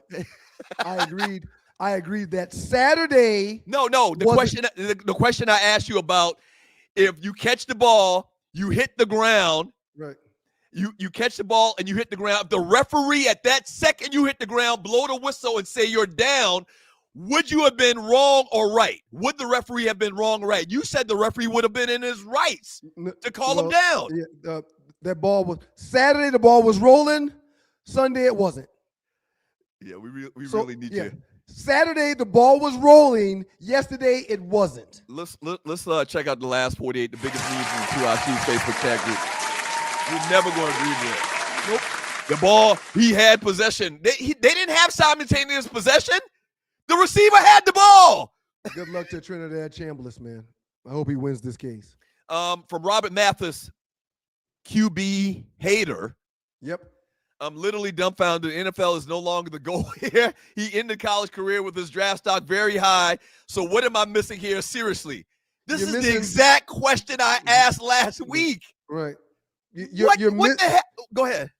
You're missing that he can make $6 to $10 million in college now. Ryan, but he's not going to make more money in college than he's going to make being a first-round draft pick. If he was going to be third or fourth round, I would understand that. You don't know what round you're going to go in.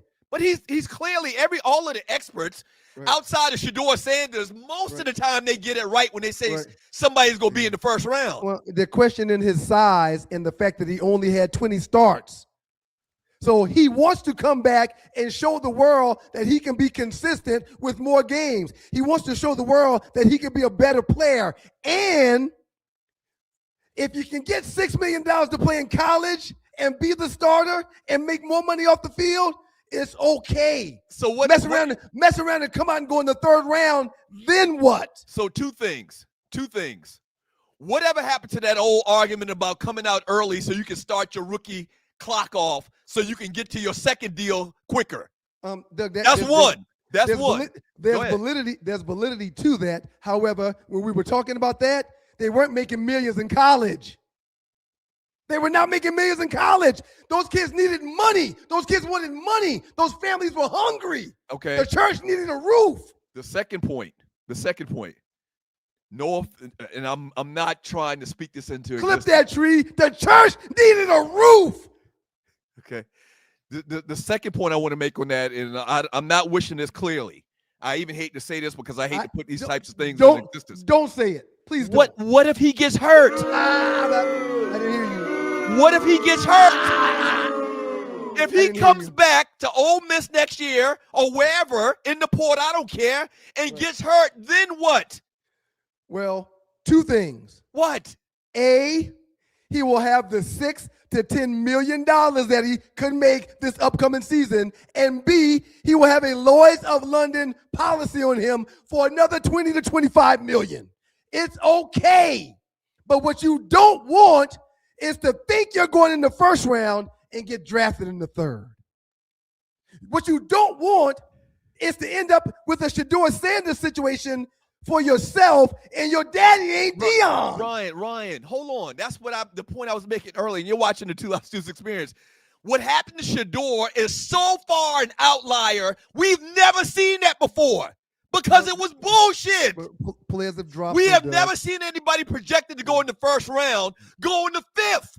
We've never seen that before. Maybe somebody has slid to the second that was projected to go in the first, but not the fifth. That is not the norm. The guys that get the second round contract are the guys that's drafted in the first and the second round.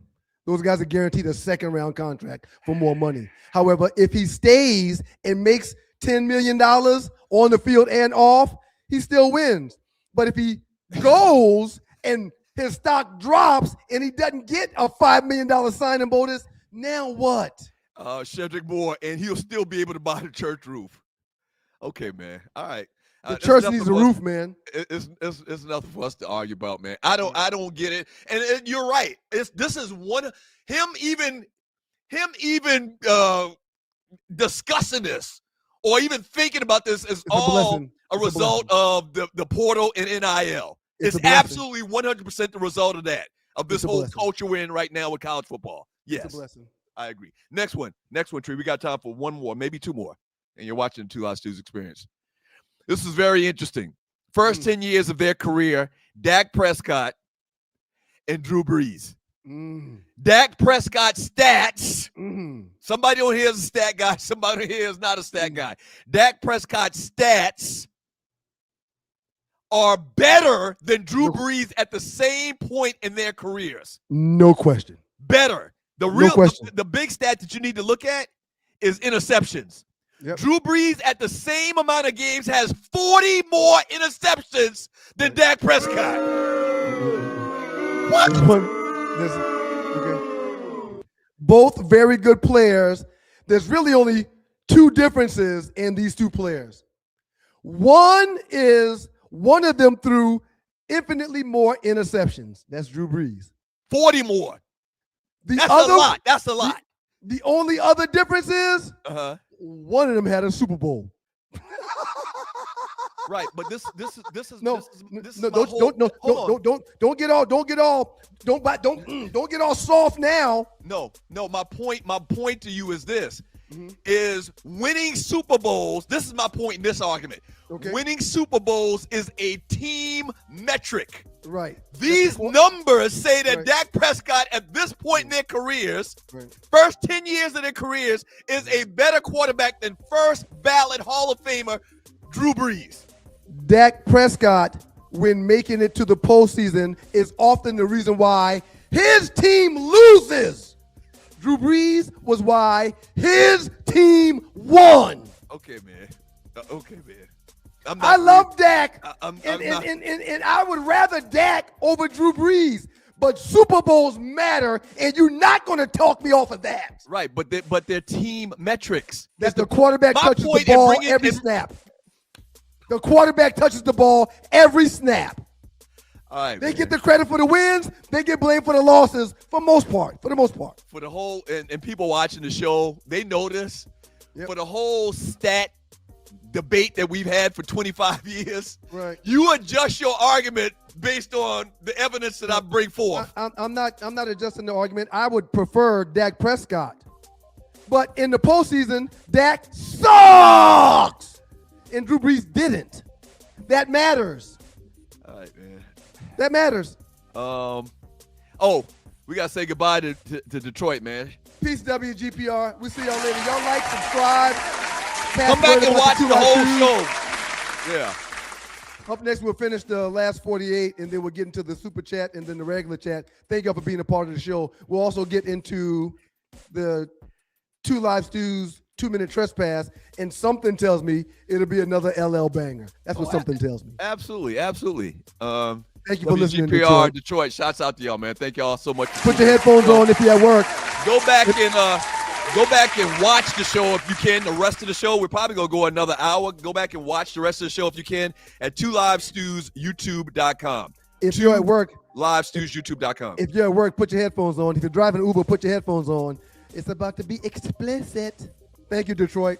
We'll see y'all on Thursday. It's your boys, the Stews. Your guys, the Stews. And this is your Two Live Stews experience. He's Doug, I'm Ryan. Together we are the Stews. And this is the Two Live Stews experience. Outstanding show today, man. Everybody in the chat, thank y'all for participating. We appreciate y'all. Level, I'm not going to say that. I'm not stupid. Hey, man, when you win a Super Bowl, you're automatically clutch, man. Okay, man. Yeah, why are you acting like winning a Super Bowl isn't the ultimate common denominator when it comes to being a winner or a loser on the football field? My only point to you on that, man, is a team stat. Winning Super Bowls are team stats. Right. Go ahead. You about to say something? You said something that was very important. I'm sorry. You know? Oh, yes. Please share the show. Hit the share button. Subscribe, but hit the share button. Hit the like button as well. Someone mentioned the other day that we don't talk about hitting the like button enough because it boosts us up in the algorithm to the high, higher on the charts, on the pecking order as far as podcasts that people actually see. So yes, hit the share button, but hit the like button as well. We really, really would appreciate it. Your boys are back. The Giants hire this guy, and the Falcons hire that guy. It's mind blowing, man. Well, there's not a lot of John Harbaughs out there. I get that, but it's not. It's not. Yeah. What's your thoughts, man? Giants got Jackson Dart coming back from injury. They've got Cam Scatterbull coming back from injury. Looks like their offense is set for the next couple of years, man. And Harbaugh is just he's consistent. He's consistent as hell. They've won, pretty much had winning records in Baltimore every year he's been there. Got a Super Bowl ring. Like, what do you think when you heard that he was going to take the job in New York? It's a great hire. It's a historic franchise. It's one of the big dogs in the NFL. If you can make it there, you make it anywhere. It's a great city to be in for football. There's typically one winner there. That's the Giants and not the Jets. I understand Harbaugh taking his job, especially when they're breaking him off $100 million. I get it. 5 times that's $20 million a year. Yep. That's a lot of money to hang out in New York City, man. It's a lot of bread to be in New York City, man. And you're just going to have to manage the team, not call the plays. He'll hire an offensive coordinator to run the offense. He'll hire a defensive coordinator to run the defense. He'll hire a special teams coach to run the special teams. He just has to manage the talent. He just has to hype them up. Yeah. It's a great gig, man. Mm-hmm. It's a great gig. Bring that last message back up, Tree, and you're watching 2 Live 2 Experience. This is still on the conversation we had about Drew Brees and Dak. Aren't Trent Dilfer and Brad Johnson's? Oh, he says are. Yep. Are Trent Dilfer and Brad Johnson considered to be clutch? They both won Super Bowls. Maurice Bird. They are considered team managers. They are players that manage the game so their defenses could ultimately win them a game. They were considered guys that did not give the ball away. They protected the ball for the offense. Yeah, they're not on the level of a Dakota Prescott. They're not on the level of a Drew Brees. You will not compare those guys to Drew Brees and Dak. Drew Brees and Dak are players at the quarterback position. Those two guys manage the game so their defenses could bless them with wins. Well, let me make sure and say this now. I'm not saying Drew Brees isn't a better quarterback than Dak. I understand. I'm not saying that. Let me make sure I say that for the record. I'm not saying that. Right. What I'm saying is that based on your philosophy of this stat stuff, you would say that Dak is a better quarterback at this point in his career than Drew Bledsoe, than Drew Brees. Why did I say Bledsoe? I told you I would prefer Dak Prescott as my quarterback between those two. But let me ask you a question. I thought you were joking when you said that. You really meant that? Let me ask you a question. Go ahead. If you were in the postseason and you were a general manager or a team owner or a president of a team or a head coach, who would you want, Dak or Drew Brees? I like Dak, but I think Drew Brees went down in the history of the NFL as the most efficient quarterback ever. So you want Drew Brees. They did is dink and dunk when they won that Super Bowl. You want Drew Brees. Yes. In a game that matters, you want Drew Brees. Okay. Yes. Because he's won a Super Bowl and Dak hasn't. You just saw the numbers. Dak's a better player I don't want him because they statistically. won a Super Bowl. The team won a Super Bowl. I want him because he's a better quarterback than Dak. Yeah, let's move on, man. Let's move on. That's okay. Yeah. You said he's a better quarterback than Dak, but there's 2 stats that show that Dak was better than Drew. One was interceptions. Right, but that's why we showed the meme because I wanted you to say that. Right. So I can contradict you. Oh, so it didn't work out for you. That's why you keep bringing it up. Let's move on. Get over it, sir. It's okay. I'm consistent as fuck. I'm consistent. Next one, Tree. From King versus Air. This alternate timeline is ruthless. Who's the first name you're removing? So all of these guys, okay. Carmelo's got to go. Carmelo's got to go. Sir, we agree. How many of those got to go? Now, we're still trying to figure out who the guy is in the very back. Tree, can you take us off so to make it a little bigger? I'm sorry. Does it make it bigger? Does it make it bigger if she takes us off? It does make it a little bit bigger when he takes us You're off. right, it does. Yeah. The guy in the very back, I think that's an AI prank. Like, I don't know who that guy is. So the guy in the front left is Tracy McGrady. That doesn't look like Tracy McGrady, right? And that guy really doesn't look like Tracy McGrady. Everybody else this is AI. looks right, except for Tracy McGrady doesn't look like Tracy McGrady that much. Yeah. And I don't know. I think the guy in the back is like a team manager or something. But you can't name the guy in the back, right? I cannot. And I can barely see that guy in the back also. However, I debated, after looking at this morning, I debated Melo and Harden. But I think I would rather Harden over Melo. And I'm a Nick guy. Right. I'm a Nick guy. Sir, people give Harden a hard time, and I get it. No pun intended. They give him a hard time, sir. But for 3 years, James Harden was unstoppable. This ninja was averaging about 40 points for 3 years in a row. He's a beast. Now he ain't the greatest defensive player. He hadn't won a lot of stuff, and I get it. But as far as just one-on-one basketball player, and that's not what the game is. It's not one-on-one. I understand, but sir, James Harden offensively was unstoppable for a couple of years, man. I agree. I'm not taking off Kyrie. You can't take off Reggie Miller because he's a legend. You can't take out Dwayne. Wait, you can't take out none of these guys. The only choice would be Carmelo. Shout out to the great LSU Harris. Put that back up real quick, Tree, if you could. The great LSU Harris. Doug, you're saying that Drew Brees is a better quarterback than Prescott. You might need to say he's more reliable in a game that matters. Okay. That's a very good point, LSU Harris. That's a very good point. Might be. Thank you, LSU. Appreciate you playing. LSU, what up, baby?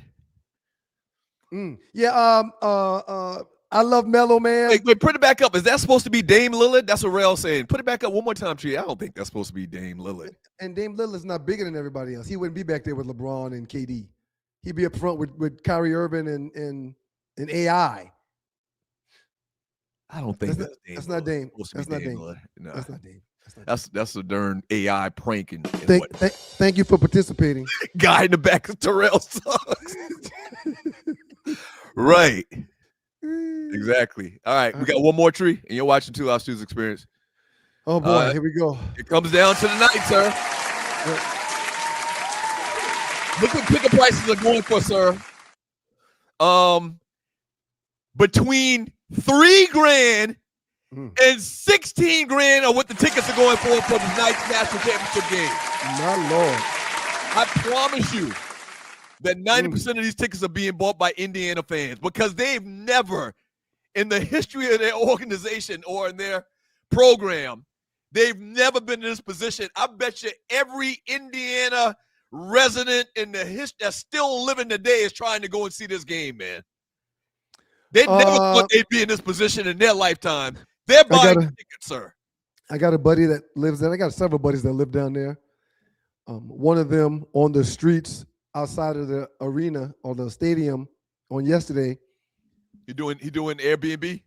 They faced, yes. Yeah. He literally rented a hotel for the last 2 weeks and has been Airbnb in his house and making a killing. Mm-hmm. Okay.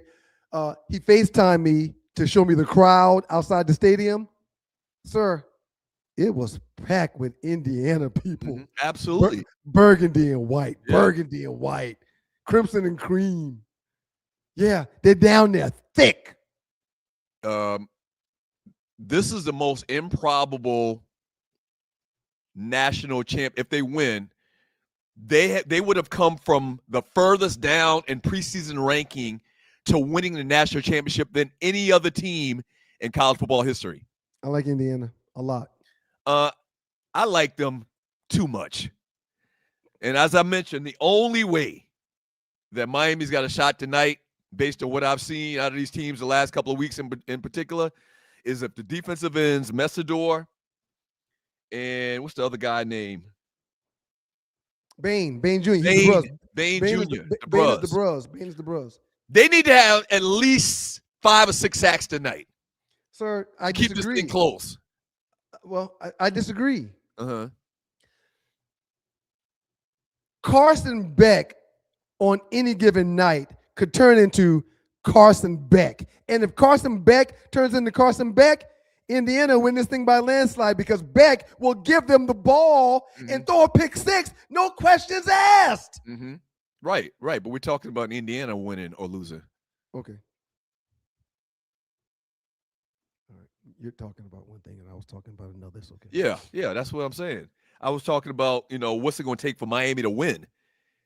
Carson Beck plays for Miami. Carson Beck can't turn into Carson Beck if Miami wants to win.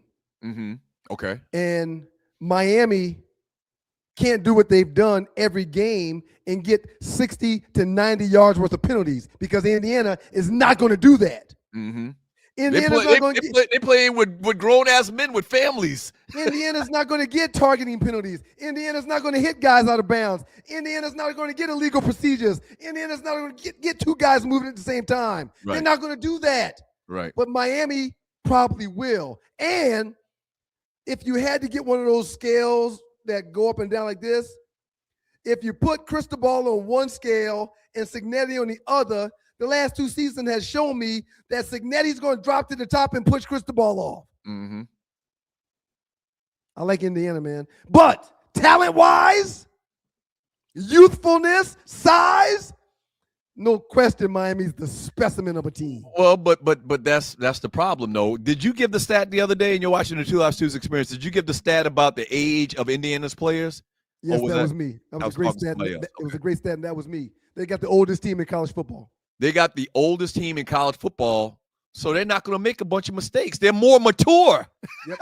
The Miami guys are a bunch of guys that are young and dumb and full of you know what? Yeah. Right. Full of sperm. So I don't know, so man. Funny. I'm so funny. I'm rooting for Miami. Obviously, I used to be a big Miami fan back in the day with the old U.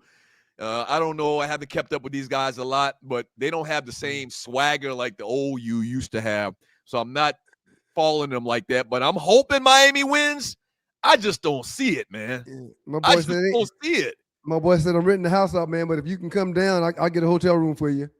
Man, I really appreciate that. But I'm gonna watch that game at the crib.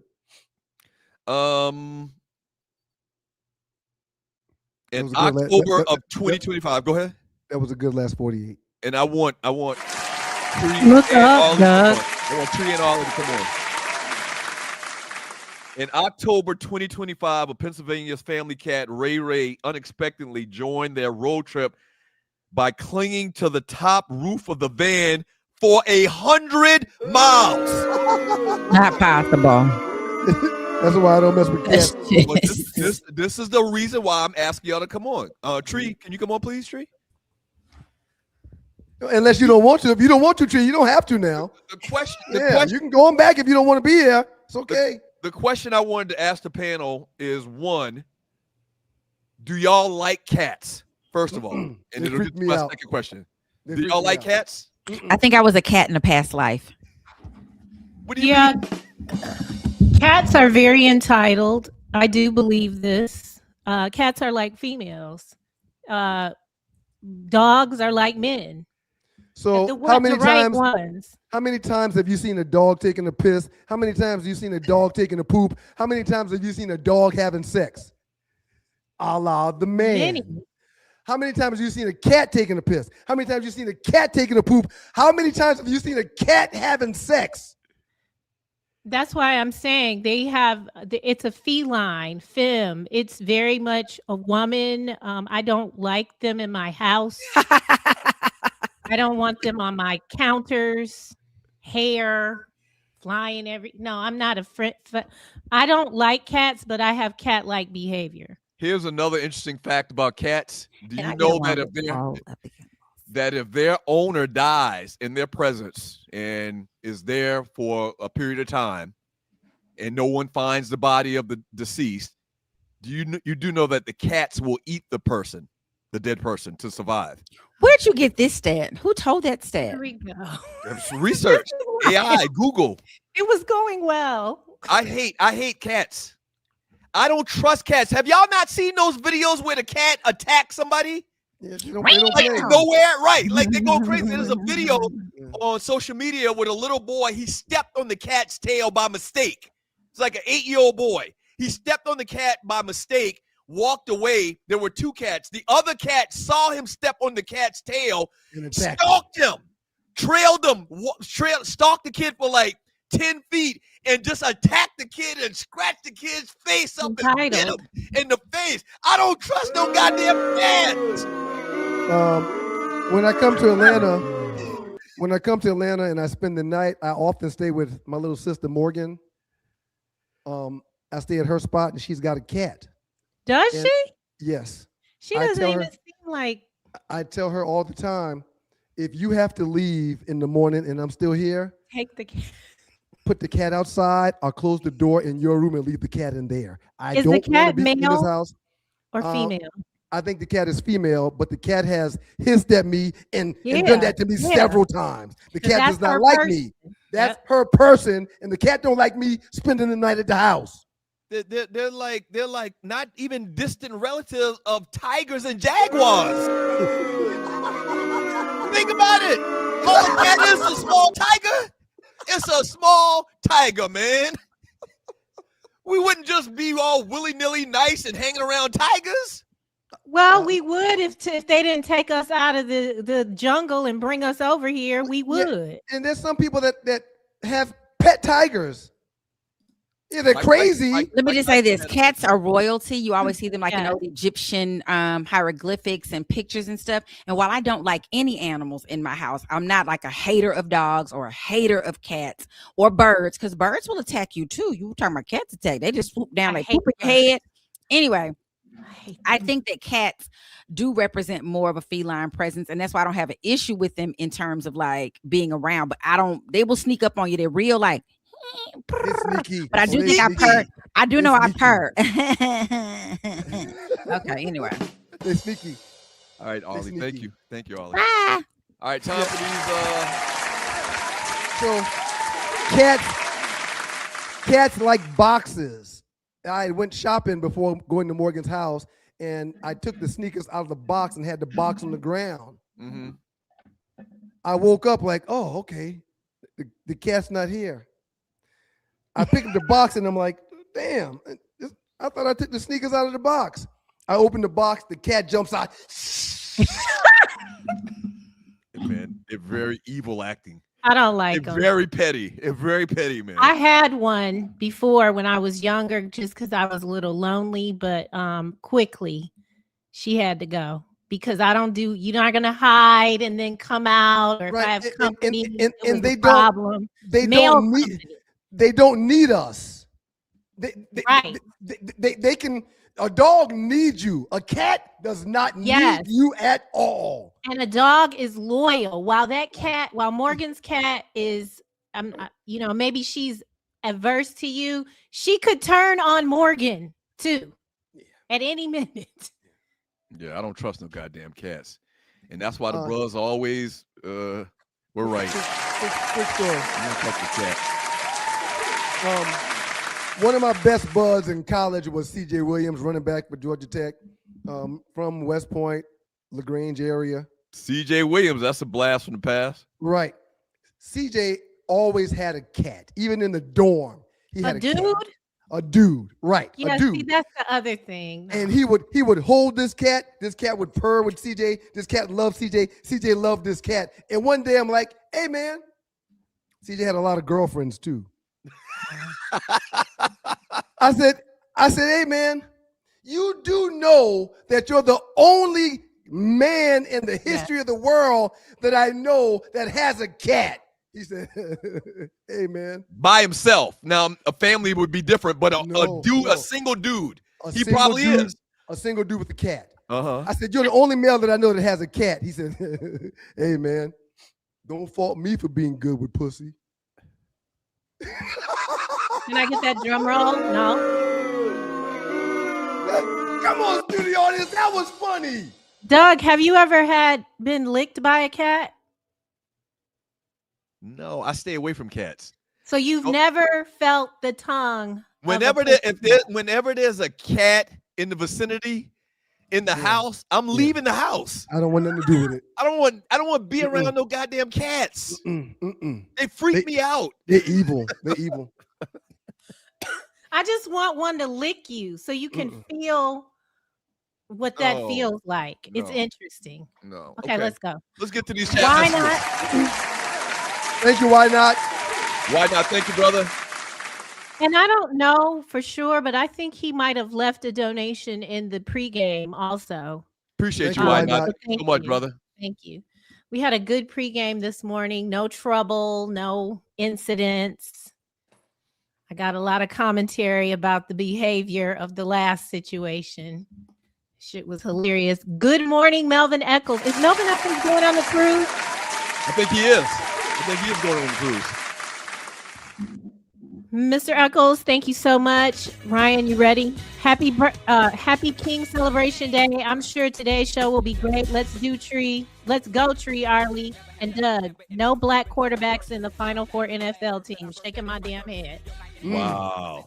Thank you, brother, man. We appreciate you, brother, man. That was Melvin Eccles. I'm sorry. Yeah, that's all music. That's why I don't know why we were playing that song. But can you get a read? Can you get a read? Shout out to you, Melvin.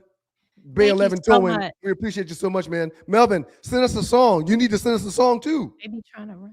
447706949. Melvin promises two things. He is the proprietor of Bay 11 Towing in the metro Atlanta area. He's got several trucks. He promises you two things. One, you will not have to wait long when you call him and you are beside the road in a bind. That's one. He's going to get there quick, just like a cat. And number two, Melvin promises competitive pricing. He's not going to get to you and put your car in his truck and say, oh, yeah, you owe me $1,200. No. He's not going to do that to you. 447706949. We appreciate you, Melvin. Thank you. All right. Thank you, Melvin. Loose neck. The actual retail price of Tyreek Hill's baby mama Nutsie is the $5,000 she has already been receiving. Right. And the Bentley and the other items don't count. I guess. She took this man to court because the $5,500 a month was not enough. She wanted $38,000 a month. Shame on her. And shame on y'all for saying that she should get it. Well, I like her audacity. I didn't say I didn't know the whole story. Luckily she got a judge that saw right through her shiggity. From Osiris, thank you. Good morning. With Tyreek Hill's divorce, you see a common tension with men of means. It's not just support. It's wanting the same lifestyle, which I said, resources and status, without the man or the accountability that came with the marriage. But why did the marriage dissolve? Is anyone going to talk about that? What does that matter? It absolutely matters if you're a cheater. And how much? I didn't sign up for you to cheat. So what does cheating have to do with how much money I send you? Right. No. How much money the kid gets, Doug? Make sure you correct that. How much money does the kid get have to do with me cheating? So first of all, that was the case. When I got divorced, I got money for me and I got money for Cameron because I deserve money for me. I'm playing the devil's advocate here, okay? Why should you get money from your ex-husband? Because I invested 20 years of my life. He invested 20 years in you. So y'all even. Because he made more money than me. And so I became the breadwinner. So what does him making more money than you have to do with anything? So he was the breadwinner. Like Mary J. Blige is the breadwinner. Wait a minute. No, I had a job also, Douglas. Right. You know that I worked for you. I've been doing what I've been doing the whole time. I never didn't work. Did I work as much? No, I did not have to. Not the kind of money he was making, but I enjoy working. Yes, Osiris said it's not just support. It's wanting the same lifestyle, resources, and status. And what I am saying is if I did not do anything to disrupt all of those privileges, then my situation financially should not drastically be uprooted. That's what I'm saying. Okay, Tree. I'm just playing devil's advocate. It ain't like we gonna get married, Doug. You ain't gonna owe me no money, but this is what I think. How I right. Evidently, a lot of women think like that. Like I've never understood that. We're not together anymore. Why should I pay you? Why should I pay? Why should you keep the same lifestyle if it's a different lifestyle? And if I cheat, I should pay more. Stop I don't it. make the laws. The state of Georgia made the laws. Right. If I didn't have Right. the evidence that I have living in this state, then I would have been fucked for real. So keep that same energy when the breadwinner is a female and the male is getting paid. Keep the same But energy is all I'm saying. I don't know Kendu and Mary's situation. I believe he was the When person. you can prove adultery, oftentimes, because that's what my that's what Yeah. happened when I was going through my divorce. He said, if you can show, which I could have proved, but I didn't want to do that. I'm a different kind of woman. I don't want Ernest to take care of me. Take care of your child. You ain't got to, I couldn't live the same lifestyle. It wasn't going to happen for me. However, if I had been able or wanted to be like, oh, you were cheating on me, you were doing whatever, then yes, there is some and it's a short amount of time. I don't know how these women are I only getting got 10 multiple years. years. I know people who've gotten 2 years to kind of get you on your feet, particularly if you didn't work, if you were a stay-at-home parent for one of your children. Kendu and Mary J's situation is different. That dude, she could prove he was cheating. He was taking her funds that she was working and paying for some other woman to live a lavish lifestyle, and I have to continue paying for this other woman. I don't think that's fair. Wendy That's all I'm Williams, saying. too. She had the same situation. Right. She could So- prove this dude over here laying up with this woman while we're married, taking marital funds, if you want to consider them, and paying for someone else. Then no, I should not have to keep you in the lifestyle you accustomed to. You accustomed to taking my money and paying for some other chick. That ain't what we gonna Right. keep being accustomed to. No. But in the event, there are times where, okay, she didn't work. They told me not to work when Ernest was playing in the NFL. They said my entire check was gonna probably go to paying the taxes because they had such a high tax bracket. I did not work. I could have gotten 2 years of alimony. Yes, but I didn't take that. It was all good. I'm going to be straight. You're a great woman, Arlie. I took am. That's all why of God it. going to bless me with a God fabulous still man that's blessing going to me. take care of me. This has probably been the best 10 years of my life.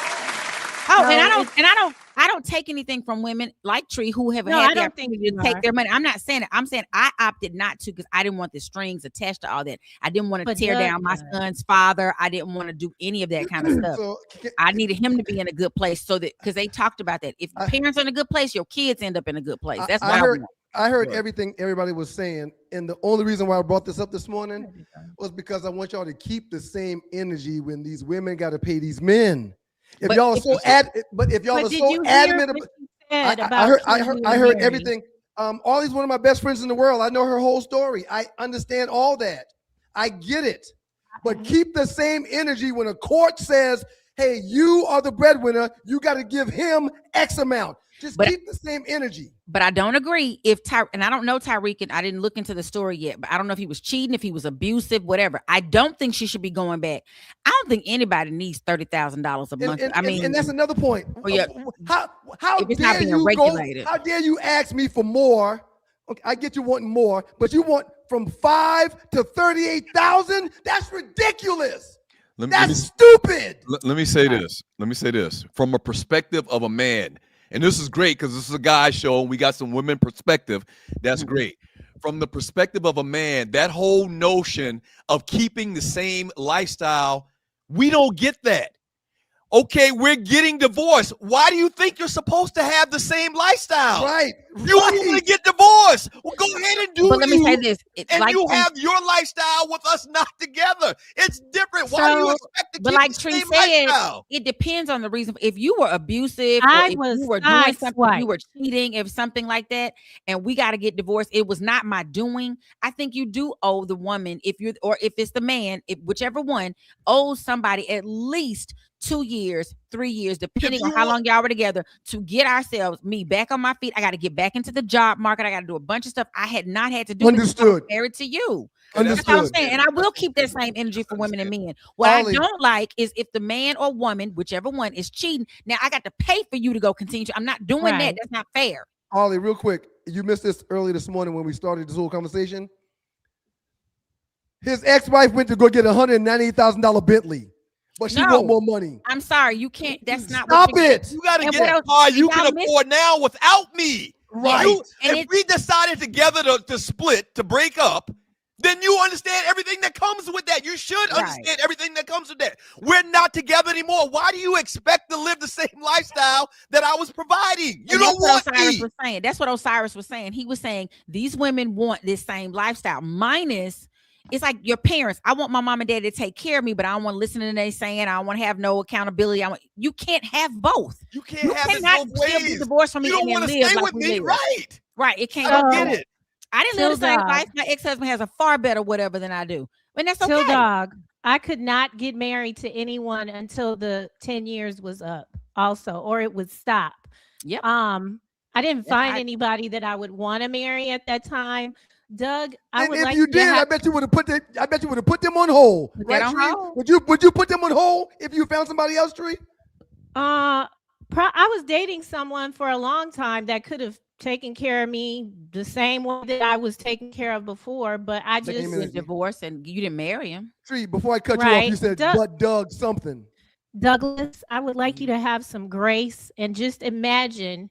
And I don't, this isn't so you can, this isn't a sad story. My story, I am living, okay? But to come home one day and get a phone call from someone else's husband and then find out that you don't want to be in this anymore, you believe that I should now go, and I did downgrade quite a bit, but you don't think that I should be assisted after 20 years in a marriage when I did not do anything to, garner the behavior? You don't think that I shouldn't get anything? You are calling me out saying, I don't know, you just seem like you have a lot of disdain for how I feel about it. But I feel this way because I lived it. This has nothing to do with you. Talking about that woman coming back and asking for more money. This has nothing to do with you, Tree. We're not talking about anybody on this platform. But Douglas, in my case, do you agree that I should have gotten everything that was entitled to me? Not everything that I could, but what was entitled to me. I think you should answer that question only after you have the full facts. If you answer, it's going to come across one way, then it shouldn't. So what you got was what that's my opinion. I think I gave him all the facts. Oh, okay. Well, the rest of us don't have it, so I'm scared to hear what he's going to say. Well, you got more facts than anybody in here. Real quick. The reason why I brought this up is because whenever we talk about a man asking for or receiving alimony, women flip their lids. And all I started off this whole thing by saying was, keep the same energy when it's the man getting the alimony. That's all I said. I didn't say this was wrong, that was wrong. I didn't say you were skis. I didn't say none of that. I just said, keep the same energy when a judge says, pay that man. That's it. Okay. I will try to say this. I try to be fair across the board. So if a woman is doing something crazy and think we're going to stay married, and then as a man, I have to divorce you. No, you're not going to get the same lifestyle. You chose different. Same with a man. If you out here running these streets and you want this same energy and I'm the breadwinner, no, Ninja, I'm not giving you nothing. Look at Rail. Look at Rail. It's your guy, Tree. Am I accustomed to getting Nucy for 20 years? Do I still get Nucy after divorce? No. You didn't want it. No. That was the first thing my grandmother told me when I was getting a divorce. She said, "But don't be over there. So your cousins, they be laying up afterwards." You expect to not be in the marriage, but expect the same privileges that come with the marriage? But I can't get the Nucy. That doesn't even make sense. That's not her situation. I'm saying in general. Any situation. No. Women. Not nobody on this platform. No. Women. I make $1 million a year. I make $1 million a year. Okay, you sit at home. Yeah, your lifestyle gonna change. Guess what? You're gonna have to go out and get a job. Whatever your job provides you is what you get because you didn't want to be married anymore. But I think there needs to be not being married anymore. Go ahead. I think there needs to be a segue in it. You can't just because most of the time it comes home and it's a surprise, as Tree just mentioned. Like, I didn't know we were about to get divorced. I'm not prepared to go out and get a job today, so I need some support until. Because if I am not in my good place, if a mama or a daddy in bad places, your children, it's gonna continue to trickle down. You have to have everybody in the same place. Hey, ladies, if you that same energy, keeping it. If you weren't married and you were living off your husband's income, say some professional athlete or whatever, then if you agree to or want to get the divorce, then part of that is understanding you have to go get a job. But you can't expect to get paid every month from alimony or child support. Well, you should. Child support should go for the kid. But you shouldn't expect alimony to keep coming in because you don't want to go get a job like somebody who's not married to a millionaire. You're absolutely right. But in the event that I did not propose this situation, Buddy comes home. Buddy's like, hey, I don't want to do this anymore. But I do. Now we fight because I don't want to get a divorce. He does. He's not going to want to give me nothing anyway because he didn't want to be here. I have a friend who right now is like, I want out and I'm going to make sure she's straight so I can get out without issue. And that's the grown thing to do. I think the adult thing to do. But thank you, ladies. Ollie. That was great. Hi. Thank you, Ollie. Thank you, Ollie. Keep that same energy, ladies. All right, we hijacked the show like that lady did in church last week. Energy, ladies. That's all I'm saying. From Loose Next Eye, all the talking we did about Stefansky as a show. Thank you, Stefansky as a show, just for him to be coming to Atlanta. Yeah. That's the point we made earlier. Did We not never see that considered that Right, Stefanski no. would be the new head coach, man. Not one person mentioned that. And dude's all of making the his talk job. about Raheem, the organization, Matt Ryan, we Hey, need a new coach. I'm not going to say this person's name, but my LB, who's a huge Falcons fan, shouts out to the Tricky Trey from DK Claude. I'm not going to say his name. He calls me, and the first thing he says is, hey, bro, I'm not talking about Stefansky. I said, bro, we talk sports every day we talk. What do you mean you're not talking? I know what you're going to say, and all I'm saying is I want to wait to see what happens. When the season gets here, then I'll talk about it. Oh, I see you, super fan. Stop it. Stop it.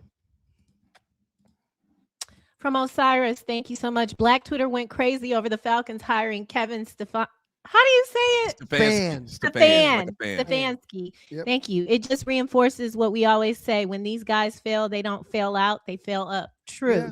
How do you fail up? Same results. The man got a better job and had a worse record than Raheem the last couple of years. Jeff Street, one of my favorite Thank you, bloody Osiris. side bros, I think he's 94 side chapter.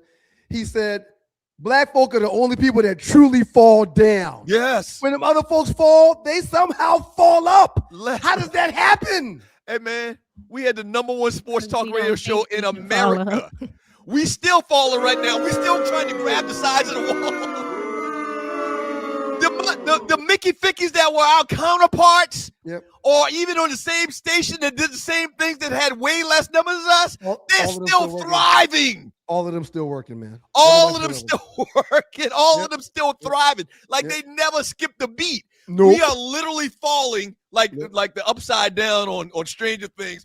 We still trying to grab the sides of the walls to stop our goddamn fall. And there's a black station that talks sports in the ATL, and they gave those dudes jobs as well. Didn't even they talk with us just to, I don't know, do a favor for our agent maybe. It was like the Rooney Rule. It was the Rooney Rule. Yeah, we'll bring the students in 2 or 3 times. But we're going to hire the counterparts that, well, I'm sorry. I hate it just presented itself with the point you made. Is Right. why I Fall brought up. up the whole They- comparison with they- us. they fall up. Fall up. They They fail fall up. Yep. Lots of times. From Loose Next Eye, Arlie's car is tired. Whoa out. Whoa out. Whoa out. Thank you, Loose Neck. Appreciate From you, Loose Neck. Next Eye again. Arlie put it out there. She will be sleeping. So when I saw this at first, I was like, No.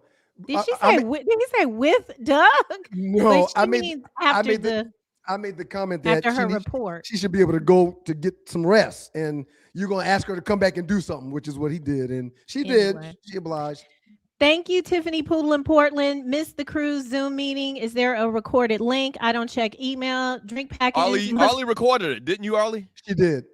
Yeah, send it to Tiffany. Drink packages must be bought by both roommates. Everyone Tiffany allowed. Poodle in Portland. 2 different Tiffany's. We got Tiffany Poodle in Portland and Tiffany Sports and Heels. I thought it was the other. Isn't that the same person? No, it's 2 different Okay. people. Mm-mm. Everyone's allowed 1/5. So I need 4 folks to bring a champagne aboard.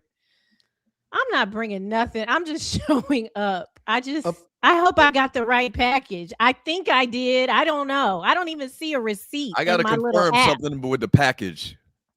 before Well, I I buy. got the. I'm going to talk to Arlie about it, but I think there's another Zoom meeting soon. Arlie will announce that. From One Jade thank you for your donation. The Bills have possum luck. Never going to win the Super Bowl. One of the greatest stats in sports history. These jokers went to 4 straight Super Bowls and lost. You talk about running into a buzzsaw with the Cowboys of the 90s. Right? They had to beat Aikman, Michael Irvin, Emmett, and Moose Johnson in that defense. What kind of luck is that? That's possum luck. Incredible. He's exactly right. Incredible. They had their best teams during an era with probably one of the greatest assembled team ever. From Sean Mims, good morning. Sean, they've been talking about you, and not the guys, but the people, saying you're happy about the hire. Dak got a lot of garbage yards when he was behind. Thank you, Sean. Thank you, Sean. He's happy with Stefansky. Thank you, Sean. Stefansky. I've definitely been saying Stefansky. That's the Michigan. Well, tomato. It's okay, Tree. Tomato. I want to do things in with decorum. Brother Man, good morning. Thank you, Brother Man. What up, What up, though? Doug, Ryan, Arlie, Tree, happy MLK Day. Have a wonderful week, family. Thank you, Brother Man. Too, Brother Man. We appreciate Thank you, Brother Man. Thank you so much. Hey, man. This smile on my face is genuine, Brother Man. Thank you, Brother man. And none of the money that you send will go to the drink package for the cruise. It all goes back to the platform, Brother Man. Thank you. From Loose Neck Side, I had a cat that walked around judging me. Yeah, yes, very much. They have that. Yeah, they do. Entitled, this my shit, all that. And then they'll scratch your eyeballs out if y'all though. disagree. Rel Scott, thank you. My job doesn't care who had a dream. They said, get in here and on time. I had to use PTO today. Good for you, Rel. Use the goddamn PTO. Hell with them people at your job. You ain't working on Martin Luther King's birthday. I was a little confused. Did the diaper rash Don take the holiday away, or is it gone? I'm pretty sure. Yeah, I think he did take it away. Yeah, I mean, so all the federal people are at work. Probably. My kids are home. The holiday is still being observed. However, I don't think it's a law or rule or has to be honored anymore. I think what happened is because he runs because he's in charge of federal government, those things he could control. It is still a legal holiday because it was voted on by the people, except for in Arizona where they decided they didn't want it as a national holiday. They didn't want it in the first place. Right. They were the ones. Right. But the federal leadership can say you don't have to honor it, but it's still a holiday on the books. He took away Juneteenth too, and another holiday. One of them other holidays, he took it away too. Not took it, like take it, but we're not honoring it nationally. There'll like be nothing happening down. Yeah, the parks won't be open, and you get in free. Like there were a lot of perks to the holidays or something, and that's out. As long as he's in office, he gonna die. It's okay. I hate him so much. Win. I mean, y'all have seen the video of it's this doctor.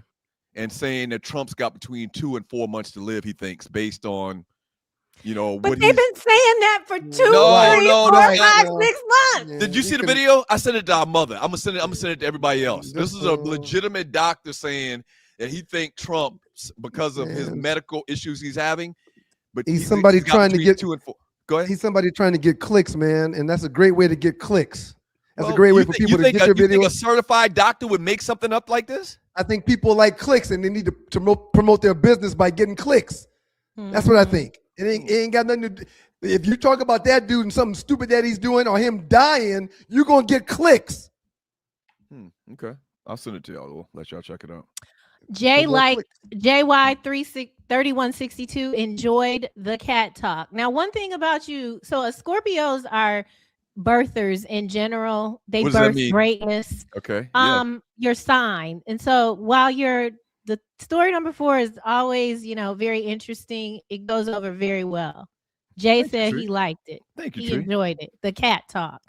From Loose Neck Side, Arlie took them glasses off. Cat, man. We had a cat at our grandmother's house. You probably don't remember the cat at our grandmother and grandfather. It was a great cat that had stripes. I remember the cat. Yeah, the cat's name was Tiny. And I hated Tiny, man, at 7 years old. They're different, man. and like all animals, and all.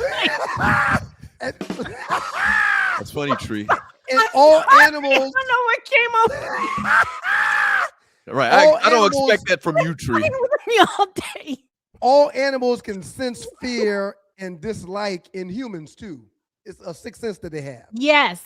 Horses too. Right. So you can't be nervous around them. Right. You see the Gotta cat and say, bark. "Oh, I'm scared of that cat. That cat's going to scratch me." The cat is like, "I need to watch this ninja. I may have to scratch him." Right. So yeah. So I mean, you've really got to be able to just stay monotone and stay off the radar with them, or they will keep their eyes on you. Like, I got to watch this ninja. The cat's name Cats are very spiritual. Cat's name was Tiny. Never forget Tiny, man. Loose neck, yes. I noticed Arlie's also they were doing this when she came to discuss the divorce situation. Took her glasses off. She took them off. We are so She mean business. blessed She to did have glasses legal off. counsel in this place. Thank you, Earl Arlewood. McDowell, please don't listen to anything this nigga says about me. Since Brian will be out this Thursday, Classic Stew will return next week. Thank you, We'll play thank you, Earl some McDowell. PDSS. Thank you, Earl. Thank you, We'll Earl. play some Doug Stewart Show classics. I got it. Thank you very much, Earl. And Earl, it's okay, Earl. We're moving forward, even though the relationships are not. It's okay, Earl. We're figuring it out. It's okay. Is this the brother man again? Damn. Thank you, brother man. Thank you, brother man. Keep the lights on. Brother Man says, as a child of divorce, then as a father who had primary custody of their child who still had to pay child support. Oh, that's interesting. This is a very nuanced conversation. It is, but in a lot of cases, it's about separating wealthy black men from as much money as they can. Yeah. Like I said earlier, and maybe you tuned into the show late, I paid child support for my oldest daughter 21 years. Had no problem with it at all. Never missed a payment. Absolutely never missed a payment. And sent extra all the time. And sent extra all the time. My whole solution to the child support issue or debate is have the mother keep receipts and give and put it on a itemized ledger. And that's what the husband should pay every month for the child. Why am I paying for you? We're not together anymore. Why do you feel like you need to get $30,000 in this case we were talking about earlier? Why do you think you should get $38,000 when all it takes to take care of the child is $5,000? Because that makes sense. The United States of America offers child support and alimony. So, but you're abusing the system. Anything over $5,000 to take care of that child, and you putting it in your pocket. So I don't know if we're not married anymore. I don't want to bring this up again. Tyreek's. I don't know if Tyreek's situation was please keep in mind there is child support, which I got child support for Cameron, but I also got alimony. So I don't know enough about that. I'm talking about child support. Why when it takes $3,000 a month to feed and house and clothe this child takes $3,000 a month, why do you think you deserve 10? She wanted 38. She wanted to go from 5,500 to 38. Why was it 5,500 in the first place, I wonder? And was that for her child support or her alimony? It probably was the 55 off of his first contract, because his second contract was like over $100 million. Mm-hmm. So she probably was like, oh, okay, he getting more money now. I'm going to get broke off more. From Loose Next Side, Sean McDermott found out what happens when you don't listen to the Two Live Stews. What was he referring to? Sean McDermott. That's the coach of the Buffalo Bills. Oh, the Buffalo Bills coach. Right, exactly. Yeah. He's been fired. John Dingle says he's been fired. Oh, they fired him? Wow. Oh, that explains nobody sent me. Thank you, John. Y'all got my number. Thank you, John. Thank you, Run John. me that information. I didn't see that coming. As a matter of fact, that's not one of the coaches. I consider on the hot seat. Producer friends. The Buffalo Bills fired head coach Sean McDermott on Monday, according to multiple reports. The Bills lost in the divisional round to the Denver Broncos. Another job. So that one play, because they were in field goal range if they had given the reception to Cooks. Sir, this is not a debate. I'm not trying to be difficult or argue with you, but winning and losing never comes down to one play. That's true. Absolutely. Yeah. Okay. Your boy Allen, we mentioned earlier. Allen had 2 fumbles and 2 interceptions. Yep. Absolutely didn't come down to that. But in that scenario, they're probably going to kick the field goal if they gave him the catch, and they were going to win. He keeps his job. Yep. I didn't think that was even a question that he would keep his job. Wow. Oh, they just sent it. They just sent this at 9:45. So, okay. Thank you, John. Appreciate you for producing the show. Thank you, John. Thank you, John. From Julius, we're finishing these up. We got 22. Let's go. What's the over and under? All the racists will use Dr. King's quote today. Right, exactly. I started that because of what Ryan said about his friend and trying to explain to her, no, don't call me boy, and why. I sent you guys some Dr. King quotes that wasn't from the I Have a Dream speech. There's another side to Dr. King that a lot of people don't ever talk about because they don't want people to know how aggressive he wanted everybody to be, how militant he was actually behind what was going on in the world. I shared that with y'all. Anyway. Oh, all right. They killed him anyway for not being he wasn't allowed, he's not being his whole militant PE self. And they still killed him. Yep. Well, but they killed him allegedly because he was about to start being his PE self with the garbage, with the garbage workers. Yep.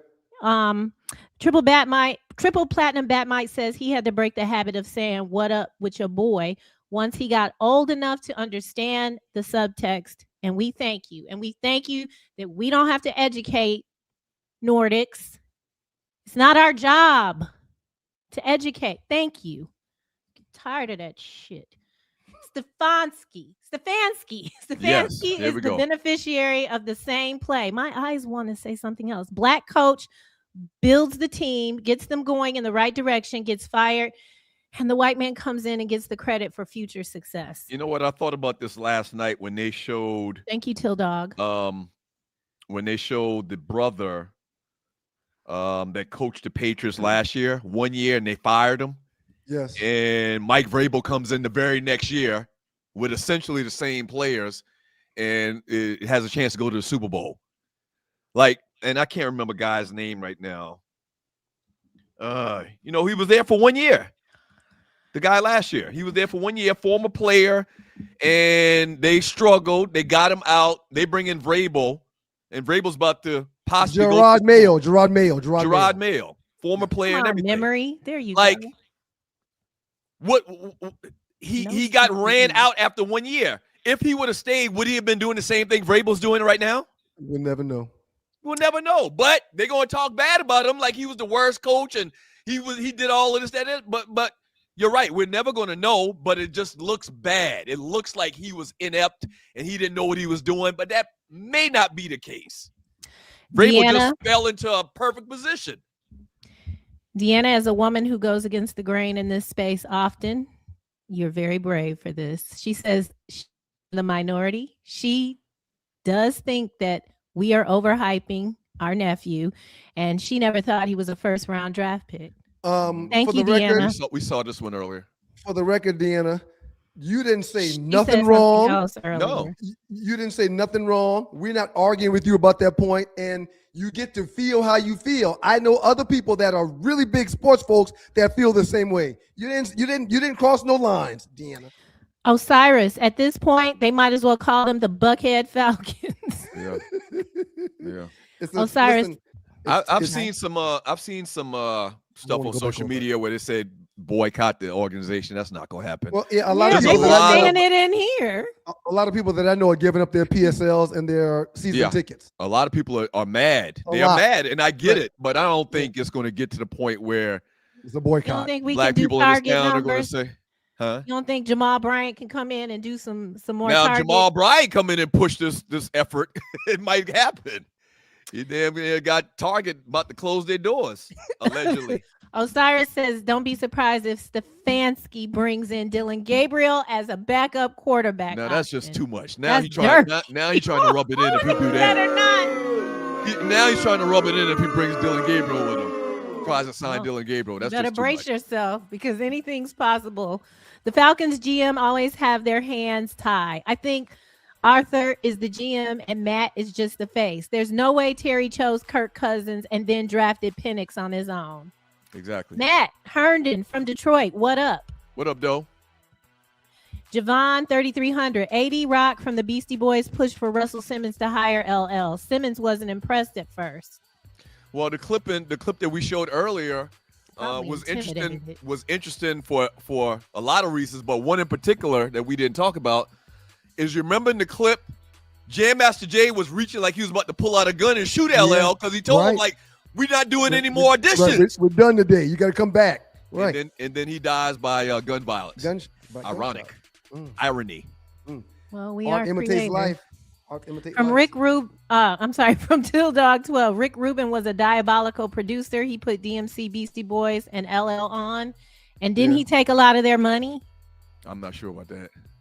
And he still gets a lot of love in the hip hop community. From Maurice Bird, the Matt Ryan and Stefansky hires were a gentrification move. I told absolutely y'all. to appease a certain part of the fan base. Y'all just remember Absolutely. who lost their that part mind of- last week. But is that part of the fan base stronger than this part? It doesn't ever look like it when I go out there. Yeah. That dome is filled with this, and the baseball stadium's filled with that. That dome is filled with this. Thank you. I don't know how that is Man, going to work. and I know people heard us saying this earlier in the show, think that we're exaggerating. You come to a Falcons movie, it's damn near like a Tarzan movie. It's like I'm telling you, seriously. HBCU homecoming. I mean, It's like an HBCU homecoming. Every weekend is ninjas as far as you can see. Starting at Northside Drive, where that curve starts, and going on down to Allen Iverson. Iverson. And the tailgate experience is much different as well. Ivan Allen. Thank you. Yes, Ivan Allen. Did y'all hear? Oh, sorry. We literally turned tailgates into a party with a DJ. Read Like, this one, I've Tree. never been anywhere else where, well, I think a lot more places and stadiums and fans are doing it now. But before I came to Atlanta and saw a DJ break out his equipment and pull up a power source and plug it up and we busting rap music all day and all night long before and after the game. I had never seen that before. Our tailgates were epic for about a decade. Please read this one, Tree. This is a great one.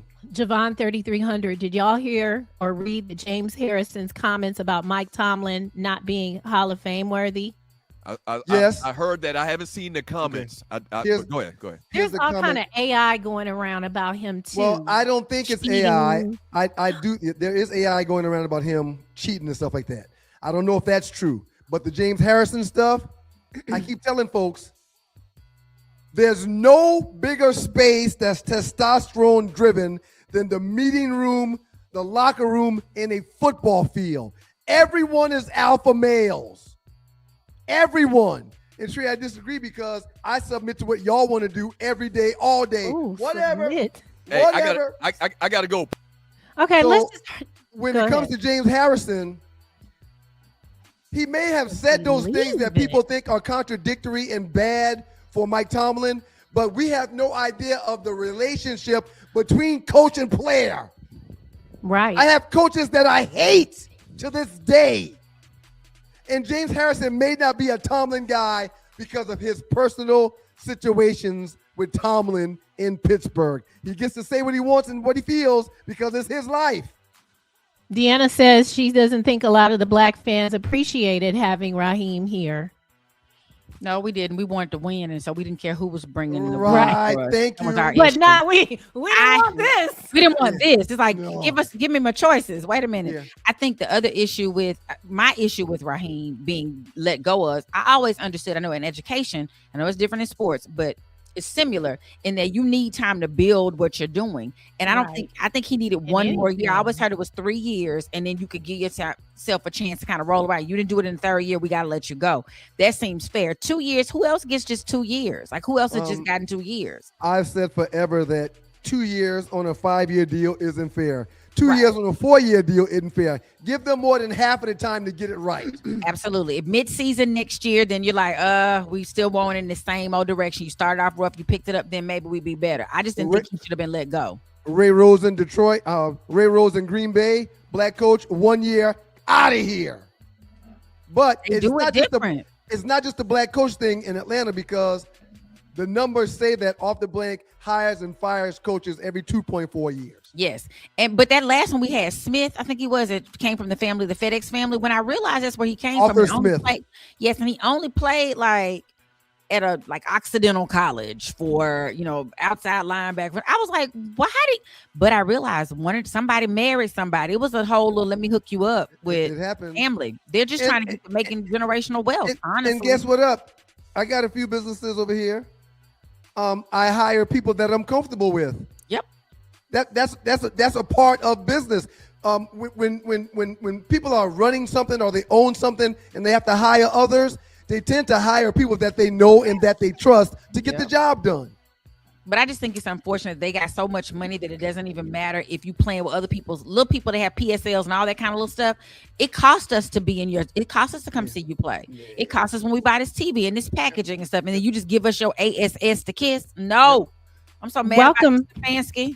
East Point made me first time I've seen you. Arthur Blank only hires people he can bully. Falcons GMs don't have real GM power.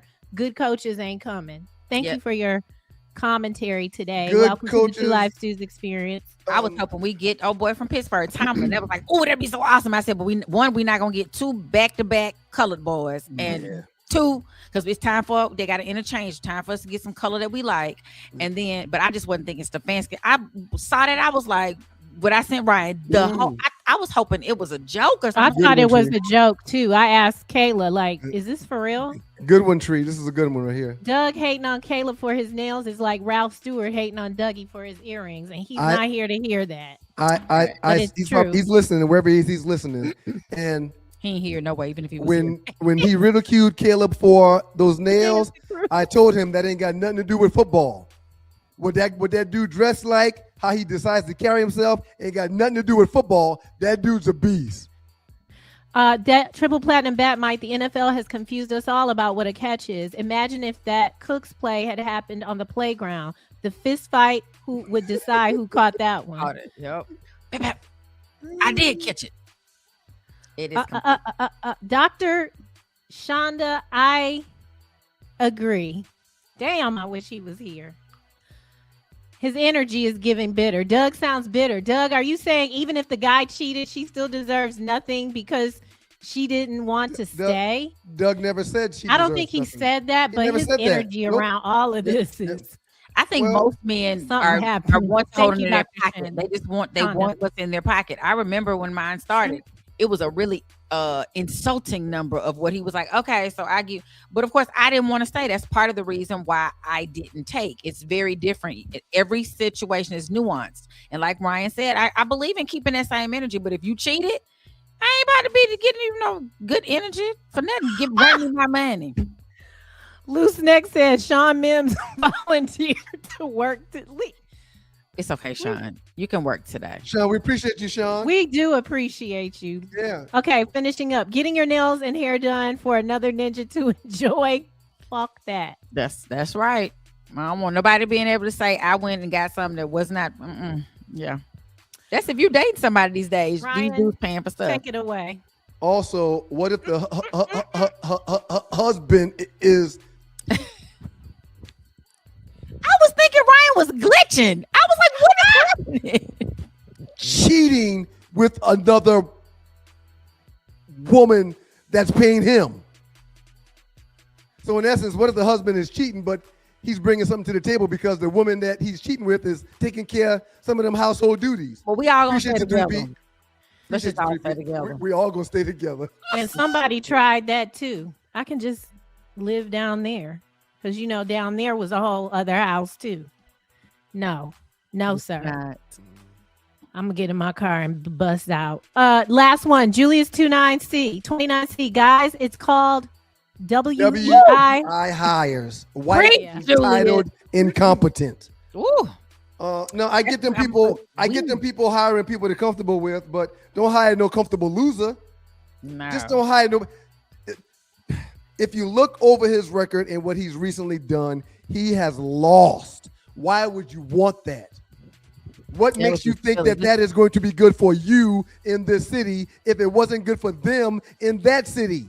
Well, it doesn't make any sense. Well, let me say this. I will say, I can't remember who the player is, but I remember a guy talking about how he played. It was a basketball. He went from one team. He was horrible. I mean, he was struggling, not the coach, but a player went to the Grizzlies and he was like a superstar. And it had to do with coaching and location, all that stuff. So that happens sometimes. So perhaps he'll come here and play. But until he apologizes for the way he acted with Shador, I ain't got nothing for him. I don't care if Shador was a fifth. I don't care if he was a no-round draft pick. The way he handled him sucked. I started this conversation by saying this hire may ultimately be off the blank's best. However, it's the dumbest hire today that we've ever seen. I think it doesn't make any sense. I think he's about to be like we found Zell Miller to be. Once he was a Democrat, then he went to being a Republican when he was going through his what is it called? No, it wasn't cancer. He had when you got derangement. Dementia. Thank you. I was a derangement. That's not it. I think all the blanks are showing signs. I know derangement. That's what it feels like. Well, that's where the president of operations need to say, Mr. Blank, I don't want to co-sign on this hire. But that don't mean that's Matt Ryan's job. His job is to be the president of football operations. I was in the back in the green room when we heard Matt Ryan. That was just last Thursday. He just got this job. Now y'all hiring this fool. Matt Ryan, they all trying to just make generational wealth for their friends because they feel like their fragility is cracking and they like, we got to make sure we straight, buy everything, do everything, keep these ninjas from coming to get what's rightfully ours. Hey, Arlie. Tree, you both get an A+ today. Outstanding job. Thank y'all so much for all that you've done. Really appreciate it. Really appreciate it. Outstanding job. Outstanding show. Arlie, Tree, great job. Damn it, we really appreciate it. Everybody in the chat that took the time and the patience and the opportunity to bless us with super chat, thank you. Y'all make a difference. And trust me, if y'all wouldn't do what y'all have done when it comes to them super chats, I don't know if we still be here 2 years later. Thank y'all. Y'all make a difference. Y'all have blessed us to make this a reality. And we're going to keep on keeping on till we get back into total domination.